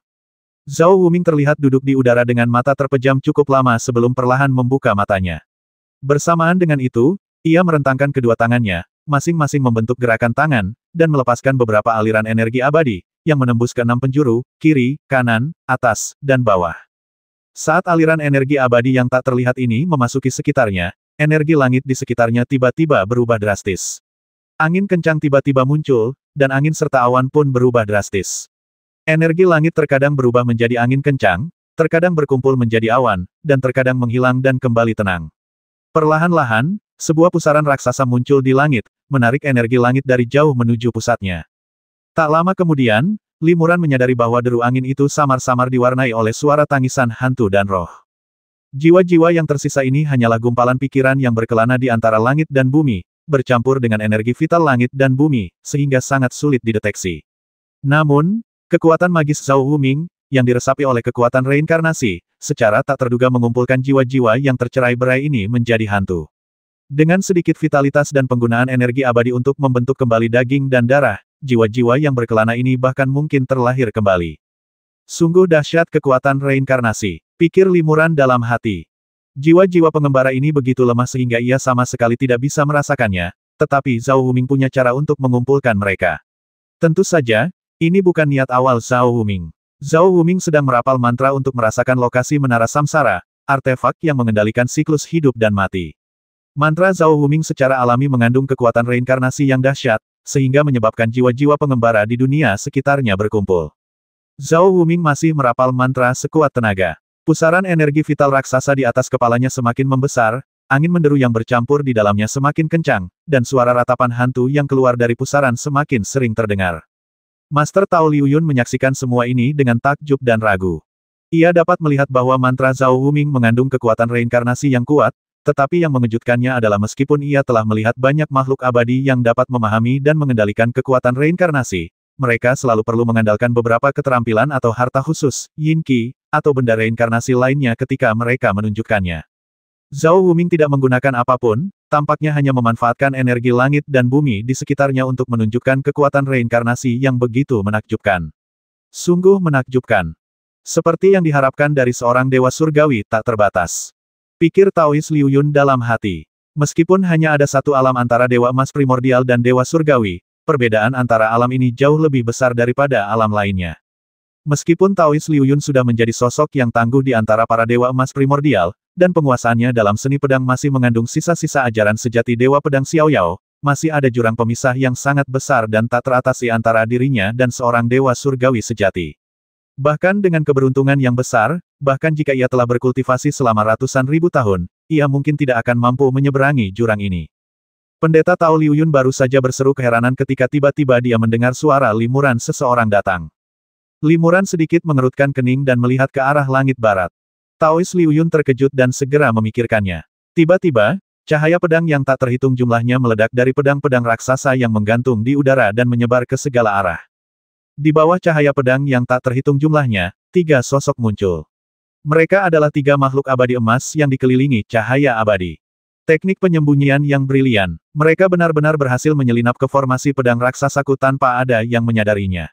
Hati Taois Liuyun bergetar. Ia tak bisa menahan diri untuk melirik Limuran namun, Paman Li hanyalah seorang dewa emas Tai. Bagaimana ia bisa tahu bahwa ketiga dewa ini telah menyelinap ke formasi pedang? Siapa identitas ketiga sahabat abadi itu? Apa niat kalian menerobos formasi pedangku? Wajah Taois Liuyun menggelap dan ia berteriak dengan suara berat. Ketiga dewa abadi ini semuanya adalah kultivator dewa emas. Salah satunya adalah dewa emas Hunyuan tua, dan dua lainnya juga adalah dewa emas Daluo. Kedua Daluo Jinxian itu jelas waspada terhadap guru Tao Liuyun. Begitu sosok mereka terlihat, mereka melayang di belakang rekan-rekan mereka. Hunyuan Jinxian tua itu tersenyum tipis dan berkata, fenomena tak biasa di langit dan bumi telah menarik perhatian kita, menarik kita ke sini. Fenomena langit di sini sungguh menakjubkan, dan aku tidak tahu kekuatan mistis apa yang kalian tunjukkan, para makhluk abadi, tetapi dari apa yang kurasakan tentang hukum langit dan bumi, kekuatan ini mengandung kekuatan reinkarnasi yang luar biasa dahsyat. Untuk melepaskan kekuatan reinkarnasi sedemikian rupa, aku jadi bertanya-tanya berapa banyak nyawa yang telah dibantai. Meskipun kita adalah makhluk abadi tingkat tinggi, kita tidak bisa membantai makhluk hidup sesuka hati. Orang tua ini dan kedua teman abadiku pernah melewati tempat ini, jadi wajar saja kita harus meminta klarifikasi. Limuran menggelengkan kepalanya dan berkata, temanku, kau salah. Meskipun ada kekuatan reinkarnasi yang luar biasa di sini, kekuatan itu tidak digunakan dengan mengorbankan nyawa yang tak terhitung jumlahnya. Lelaki tua itu mencibir, kekuatan reinkarnasi semacam ini hanya bisa dilepaskan dengan membasmi puluhan ribu makhluk abadi. Apa gunanya menyangkalnya, sahabatku yang abadi? Apakah tangisan dan lolongan hantu dalam fenomena langit itu hanya halusinasi? Limuran berkata, antara langit dan bumi, ada banyak sekali jalan. Kekuatan reinkarnasi hanyalah salah satunya. Selama seseorang benar-benar memahami jalan agung reinkarnasi, seseorang dapat melepaskan kekuatan reinkarnasi hanya dengan setitik energi vital antara langit dan bumi. Mengapa seseorang harus membantai banyak nyawa untuk melepaskan kekuatan supernatural? Adapun tangisan jiwa, mereka hanyalah gumpalan roh pengembara di dunia. Surga binatang ilahi ini telah menjadi tempat yang berbahaya sejak zaman kuno. Tak terhitung banyaknya makhluk abadi dan binatang buas tingkat tinggi telah binasa di sini, roh mereka tersebar di antara langit dan bumi, seolah tak terlihat dan tak berwujud. Dengan melepaskan kekuatan reinkarnasi yang dahsyat, seseorang dapat mengumpulkan roh-roh pengembara ini satu persatu. Pria tua itu menggelengkan kepalanya berulang kali, dengan ekspresi tak percaya di wajahnya. Ia tersenyum dan berkata, meskipun apa yang dikatakan teman abadiku itu misterius dan tampaknya masuk akal, sejujurnya aku tidak punya energi untuk mengendalikan cara reinkarnasi yang begitu murni. Bagaimana mungkin seorang dewa emas Tai sepertimu melakukannya? Hanya seorang dewa surgawi tak terbatas yang mungkin bisa melakukan teknik Dao sedalam itu. Ketika ketiga dewa itu muncul, Zhao Huming telah menyimpan jurusnya dan kembali ke dantian Limuran. Ketiga dewa itu tentu saja mengira Limuranlah yang baru saja mengucapkan mantra itu. Master Tao Liuyun berteriak dengan marah, entah aku punya kekuatan magis ini atau tidak, apa hubungannya dengan kalian, ketiga sahabat abadiku? Apa kalian berencana mempermalukan kami hari ini? Dengan kultivasi setingkat ini, satu serangan akan melepaskan kekuatan magis dahsyat yang mampu menghancurkan langit dan bumi. Kita seharusnya tidak bertindak gegabah.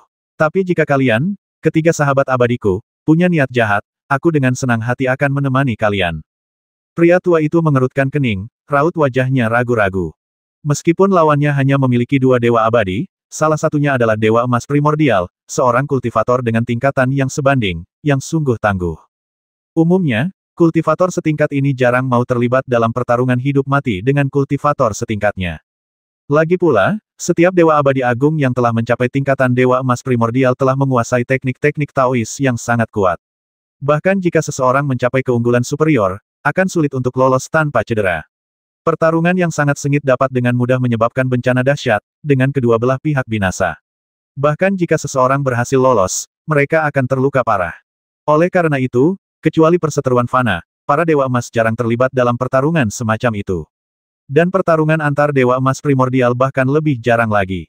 Setelah ragu sejenak, lelaki tua itu memaksakan senyum, karena ia tidak ingin bertarung. Ia memaksakan senyum, berniat menyelesaikan masalah ini dengan Yan.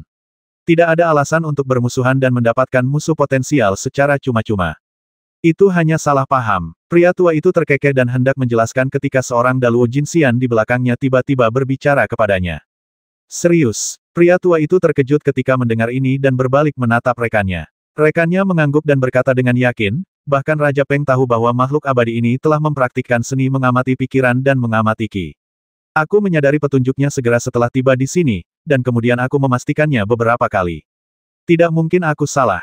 Secercah keterkejutan melintas di mata lelaki tua itu, tetapi lenyap seketika. Ia berbalik dan berkata kepada Taois Liuyun, apakah sahabat abadi ini tetap tinggal atau pergi, kami bertiga tidak akan bertanya. Tapi Tai Jinxian, kumohon tetaplah di sini. Limuran sedikit mengernyit. Orang-orang seperti kami yang berlatih kultivasi menghargai kebebasan dan kekekalan. Bahkan langit dan bumi pun tak mampu menahan kami. Mengapa kalian bertiga, sahabat abadi, bersikeras menahanku di sini? Hanya karena kultivasiku 2 tingkat lebih tinggi darimu. Kata lelaki tua itu dingin, karena kita berdua kultivator, kau harus mengerti prinsip memiliki harta karun. Tidak ada harta karun yang layak berada di tangan seorang kultivator dengan tingkat kultivasi tertentu. Jika seorang kultivator dengan tingkat kultivasi yang terlalu rendah memiliki harta karun, bukan hanya tidak akan bermanfaat, tetapi juga akan membawa bencana dan bahkan kematian. Jika kau berniat mencelakai sahabat abadi Li, kau harus berkonsultasi terlebih dahulu dengan pedang abadi di tanganku. Teriak Master Tao Liu Yun pelan. Ia mengulurkan jarinya dan menjentikannya. Kilatan cahaya pedang muncul di hadapannya, berubah menjadi bilah pedang hijau sepanjang 3 kaki. Pedang ini mengalir dengan cahaya abadi, menampakkan dirinya sebagai pedang abadi bawaan. Saat pedang abadi itu muncul, kekuatan formasi pedang di sekitarnya tiba-tiba meningkat beberapa kali lipat, dan pedang-pedang raksasa yang menggantung juga memancarkan energi pedang tak terlihat yang bahkan lebih kuat. Cahaya spiritual samar terpancar dari ketiga makhluk abadi itu, disertai desisan. Inilah gesekan antara energi pedang tak kasat mata dan ranah dao pelindung ketiga makhluk abadi itu. Ketiga makhluk abadi ini semuanya adalah dewa emas, dengan kekuatan luar biasa dan ranah dao yang kokoh.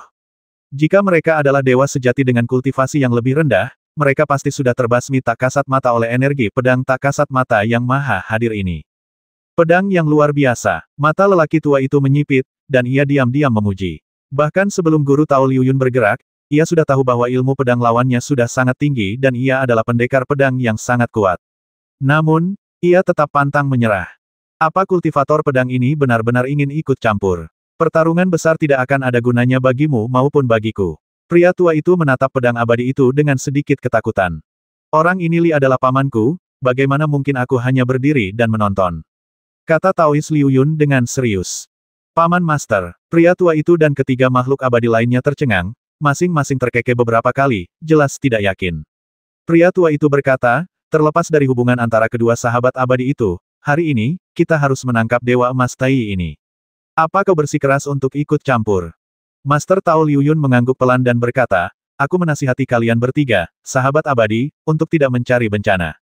Aku penasaran apa yang kalian bertiga bicarakan. Apakah kalian bersedia bertarung dalam pertempuran besar melawan Dewa Emas Primordial? Sudah kubilang sebelumnya, dia punya harta karun, dan aku sangat tertarik dengan harta karun itu. Kata lelaki tua itu sambil menunjuk Limuran. Harta karun apa? Hati Limuran bergetar. Mungkinkah ketiga makhluk abadi ini memiliki mata dewa dan dapat melihat bahwa ia membawa senjata dewa? Namun, senjata dewa di tangannya adalah harta surga dan bumi yang dibawa kembali dari pengadilan abadi akhir zaman. Kekuatan hukum yang terkandung di dalamnya tersembunyi, dan bahkan para makhluk abadi pun mungkin tidak dapat melihatnya. Orang tua itu mencibir dan berkata, karena kami sudah tahu siapa dirimu, tak perlu berpura-pura, sahabatku. Kau punya aura binatang suci, kau pasti menyembunyikan binatang purba. Serahkan binatang itu, dan kau akan selamat. Jadi begitu, Limuran merasa lega. Jadi, ketiga sahabat abadi itu mengincar binatang suci itu. Seekor binatang suci saja sudah cukup untuk membuat ketiga sahabat abadi itu mengambil risiko sebesar itu dan bertarung melawan para kultivator setingkatnya. Orang tua itu berkata, dengan level kita saat ini, sulit untuk memiliki kesempatan untuk maju lebih jauh. Dan setiap binatang mitos kuno itu unik, mengandung hukum langit dan bumi yang unik. Jika aku bisa mendapatkannya, itu pasti akan membantuku. Legenda mengatakan bahwa setiap makhluk abadi yang mendapatkan tunggangan binatang mitos pada akhirnya akan naik ke tingkat makhluk abadi surgawi yang tak terbatas. Kau, seorang dewa emas Tai belaka, bagaimana mungkin kau memiliki binatang mitos? Jika kau tidak menyerahkannya kepadaku, kau sedang mencari kematian. Limuran mengerutkan kening. Ia sering mendengar ancaman serupa di alam bawah. Pria tua ini sudah menjadi dewa emas primordial, seorang abadi yang kuat yang telah berkultivasi selama ribuan tahun yang tak terhitung jumlahnya. Ia adalah sosok yang bahkan tak bisa dikagumi oleh para kultivator alam bawah. Namun, ketika keserakahan menguasainya, kata-kata dan tindakannya tak jauh berbeda dengan seorang kultivator dari alam bawah. Baiklah, Limuran mencibir, karena kau sudah tahu maksudku, aku akan memanggil binatang suci itu. Tapi, apakah kita bisa menjinakkannya atau tidak tergantung pada kemampuan kalian bertiga, teman abadi, untuk melakukannya. 1510.